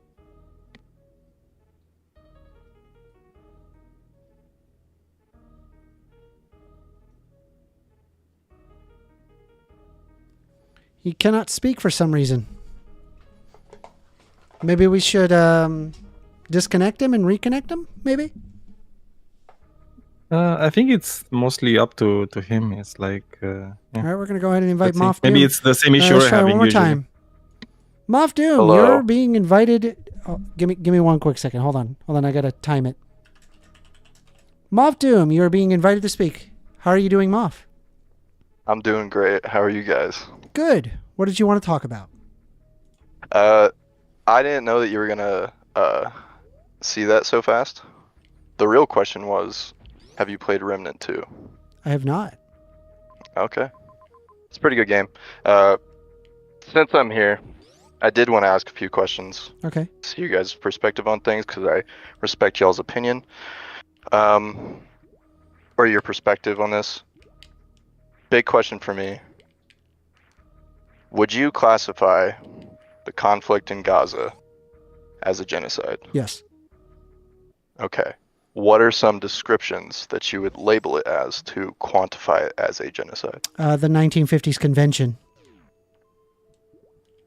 And that would The United entail... Nations 1950 convention. Labeling it as a genocide. Okay. I went Can we over it in a establish previous. what- Yeah, I went Okay. over it in a previous discussion, and basically after like going through the definitional logic, it did match the 1950s definition. And when I realized that, I was like, oh crap! I guess it actually is a genocide by that convention. Even if it's not established as like the intent is to destroy a people? Let me pull up the exact verbiage. Give me a moment. Okay. Okay.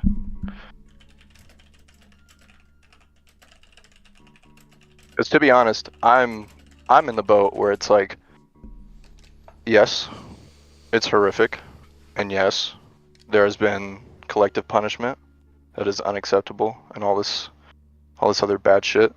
I just have had trouble being able to label the conflict in Gaza as a genocide, other than Okay. just me being like, fuck Israel, it's a genocide, they're genocidal, this and that.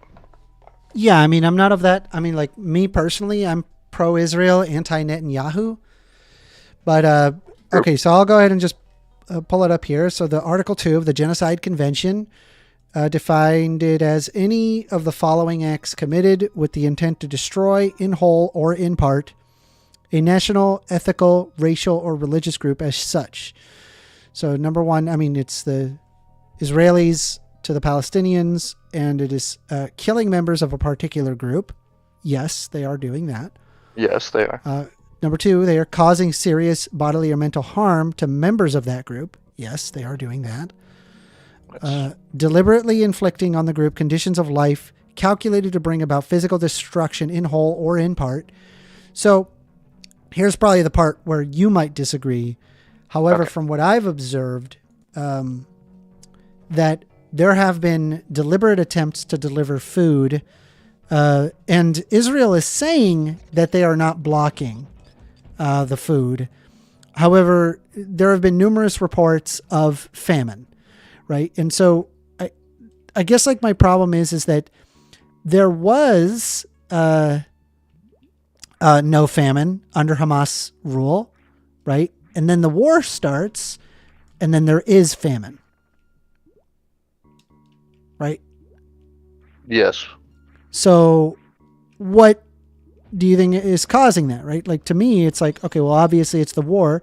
We could easily argue, for example, that maybe, say, like the roads are not easy to access, and so therefore it would cause more, more of a lack of food. Fair enough. If you're aware of anything regarding like modern warfare, one of the things that's like really common to uphold is a thing called counterinsurgency. And an example of counterinsurgency, the United States does this all the time. This is so that way they don't have civilians to fight. It's actually a utility standpoint why that it's even done. Counterinsurgency basically just means to take care of the people who are physically there. Yeah.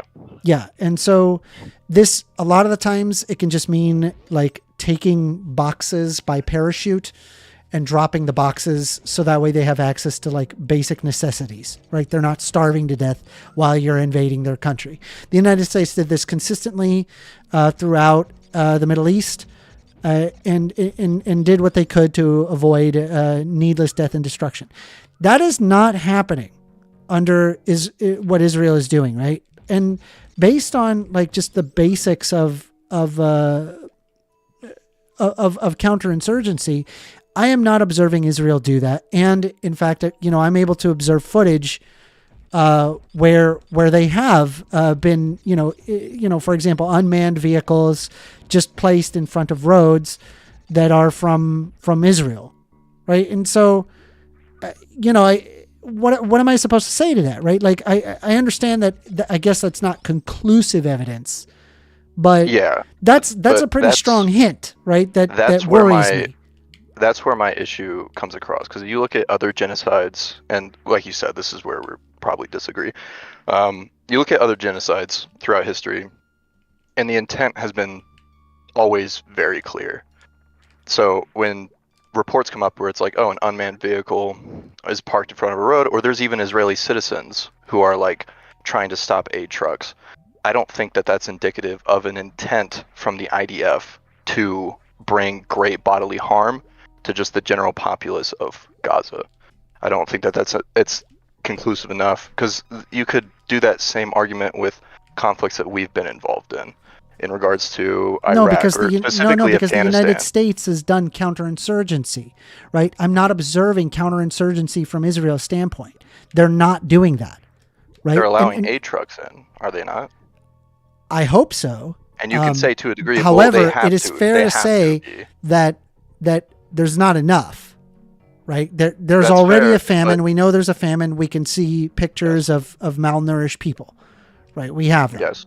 So, Yes. like, But it can also be a compounding issue. This blame, the same way that there's evidence of Israel doing this, where it's like they've got the unmanned vehicle, and then there's definitely, I've seen footage of Israeli citizens parking their trucks in front of aid trucks. There's also loads of videos of what people believe to be Hamas, because they have weapons but they're in civilian clothes, so they could just be Palestinians that ransack and take over like civilian aid trucks, and it puts even the drivers of these aid trucks at risk, and that could be playing a huge part in the supply chain.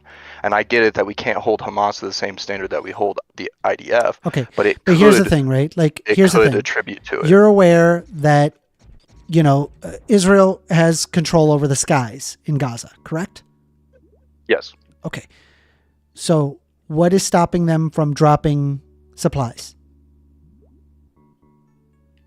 Well, just because you have the control over the skies over an area doesn't mean that it's necessarily always safe to fly over these areas. But if you have right? control over the skies, that would mean it's safe to fly. Like I promise you, it's safe to fly over Gaza. I would argue it's not. What? Gaza You can- is rubble right now. Hamas, okay, yes, but Hamas do have 50 caliber weaponry, crew-served weaponry. They have rocket launchers. They have these weapons that could easily strike aviation vehicles from these distances from the ground, which they attempt to do, which puts these vehicles at risk. Again, I'm not saying that this means that like, oh, it's physically impossible for them to drop aid to them, but it also comes into the matter of like, okay, risk reward, like what are we risking? Okay, flying so these hold things on. over with supplies? Then use drones. Use drones. Typically drones aren't used to deliver But you can. large. But you can. Don't think. Yes, you can. I couldn't tell you that I've ever seen that happen. I've been to Syria, Iraq, and Afghanistan. I've seen plenty of supply drops happen for aid. They have always been done through C-130s. Or Chinooks. They have never been done through drones of any capacity. I'm not saying that can't be done. All I'm saying is that Can you never send me seen that Athena, because Athena is saying, funny you say that. I mean, I've not observed this, so if you have the link to that, I would love to look at it and I can share it on screen. Like I said, if I have evidence, right, I will undo the position, right? I think counterinsurgency is really important, and I think it will help Israel, in confirming it's effectively not a genocide. Yeah, well, I think that the ratios have to be addressed, right? Because there's no denying that, at least to a degree, Israel does engage in counterinsurgency. They do provide aid to Gazan civilians to a degree. It's just the argument is probably not enough, to be fair. Yeah, that's what I'm saying. Though that's where the argument should lie. Is like, okay, how much is the IDF providing aid? How much is it versus civilian casualties? I have to look it up. Who is Kogat? Hold on. It's an Israeli. It literally says on their idea. So let me see. It's the coordination of government activities in the territories of Judea and Samaria, right? Which is literally. Is there any like the West independent Bank. sources like the WHO that's showing this? There isn't. Also, can I ask you a question, Moff? Yes. Have you read the South African document? The genocide report. They applied to the ICC. Yeah. Yes, and I'm pretty sure reading in between the fine lines, it doesn't. It like this is what's so annoying about the conflict is that no country is able to say like, okay, like that document doesn't say Israel is engaging in a genocide, and that they've been found. No, they're accusing it exactly They're of genocide. accusing. That's why. This is how it goes, man. It's like, of course, it's like there is no there hasn't been any trial, right? With like a resolution at the end of the trial that it's a genocide, right? So that's a document where they're saying, look, we look at what's happening, and we document it, like all these instances, and we take it step by step. And they took the definition of the genocide from the Geneva Convention, right? And they just said, okay, we're going through all the things that should make a genocide, and we're showing you the evidence that we have gathered, right? And even when it comes to, because one of the things you said, and it's well put, the intent, right? And if you go there, you're gonna see the intent. You're gonna see the intent because it's the speeches from people in the government, right? That are talking about what they are going to do, and then you can look at exactly what they've done, right?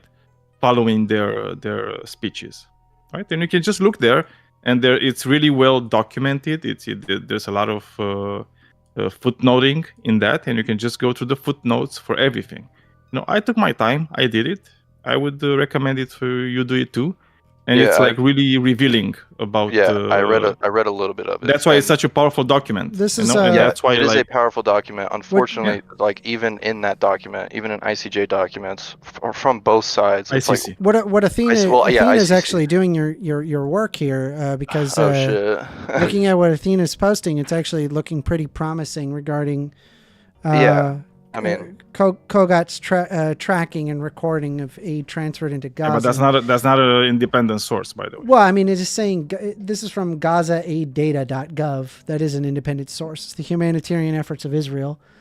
I mean, it is a different source, I suppose, but I mean, that's not independent. It's .gov.Israel. It's like literally the Israeli government. okay, Yeah, but they track do you the see- shit. I mean, it's tracked. It's This is documented. my issue with Yeah, this. but it's not concept, though, independent. Is that what we I'm have saying. to? It's not a we third in order independent source. Well, in order either- for us to establish that Israel is the big bad that we're trying to which a genocide would have been like habitual, like legitimately. well, the mind only you, thing. initially I was on the side of Israel, but like, Yes, here's the yes. problem, right? Like, I'm seeing it just over and over, just like constant footage of just like strikes and firing that is happening to civilian centers and populations, right? And it's like every time I look at this rubble, right, and it's like I can always see a toy. There's always a toy on the ground that's ripped apart, and it's like, yeah, these are civilians, Yeah. and it's like we Yeah, can't visually. deny that Well, that they're going places after are civilian getting ripped up, centers. Yes. Yes. No. Okay. So, no one is Kogat's debating that not the visually. only- I mean, Kogat's just a tracking thing. There's the list of organizations that are involved in this whole thing. It's not just Israel. They track all these organizations. Like literally nobody is allowed to enter Gaza, right? Nobody's allowed to enter Gaza. So it's like when you're saying it's like it's somebody else also doing this, that's not true. Because nobody's allowed to go there because the Israeli government doesn't allow anybody else to enter Gaza and to look at what's happening there. Well, There is no independent data from Gaza coming in right now. There is no such thing. I mean, like, I am aware that there have been, individual reports, right, or reporters that have been able to access those areas. And yeah, I mean, it's horrendous, like what's happening in Gaza. And, I mean, as to, I suppose, like, I'll have to research more about, like, how much food are they sending and is it enough? Because, like, I remember there was reports coming from Reuters that were reporting on, really an insane amount of famine that is really just hard to argue against. Yes. Okay. So another thing that has to be contended with in regards to specifically Gaza, not even like the West Bank and the surrounding areas, is that allegedly Gaza has been like on the brink of a famine for like the last like 20 years. Right? Exactly. That this is another But they thing weren't. where it's like They didn't have a ton of people starving. Why was that happening? that's true. Why was that That's happening? True. Why No. why was what happening? Why was Gaza always on the brink of starvation for 20 years? Well, that's the thing, is that the reports that were coming from Gaza, it was mostly unfounded. There were no signs of malnutrition. It was just reports that like, oh, they're on the brink of it. They're on the brink of it. They're on the brink of it. They're on the brink of it. Even though at that time, Gaza, well, Palestine, on like the World Obesity Tracker was ranked like 20th in the world for obesity. But but the world is being told that Gaza, Palestine, the West Bank, is on the brink of a famine. And this is nobody was saying we're talking about Gaza, not West Bank. It's like you're Okay, confusing but West it- Bank with okay. Gaza. we can And we in can, Gaza, there's such a thing. And by the way, you can find it in Israeli governmental documents. A thing called the Gaza diet. Well, sadly, yeah, I actually yes, have to. I know about that. Yeah. I have to close this up because we're about 15 minutes past. But Okay. I appreciate y'all for joining.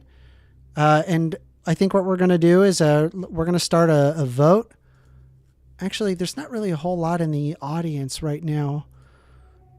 Should we do a vote, or do I get to just pick? I feel like I Dude, just should do vote. pick one. Just pick. Just pick. Yeah, Just just pick. pick for 'em.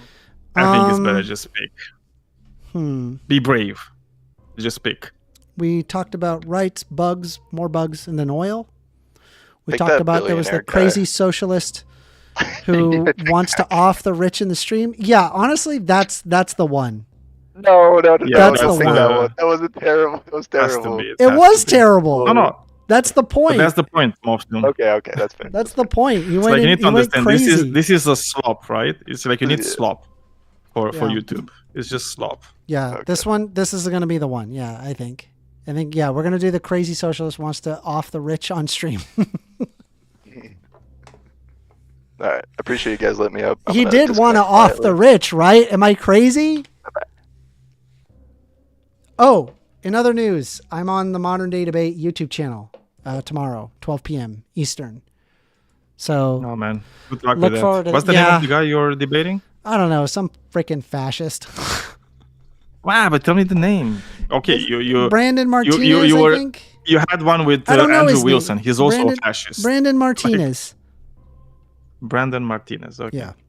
What? Andrew Wilson's a fascist? Come on. Yeah, he is. Yeah, I mean his name was like He Papa literally calls Fascist, himself a so what the fascist. fuck? He calls himself Yeah. a fascist. As a joke. He's a I fascist. don't think so. He's a Christian fundamentalist type, but he's not fascist. Yeah. So what? So what do you think that precludes him from being a fascist? You should look at Italy, right? In the beginning of the 20th century. That's what they were. Okay. I'm not worried about Andrew Wilson. He hasn't got that much pull. Anyway, y'all, I appreciate y'all very much, and hope you guys have a great weekend, a great night. Drink water if you're drinking alcohol, and subscribe to my YouTube channel if you haven't already. And love you all very much. Thank you. Mwah. See you, mate.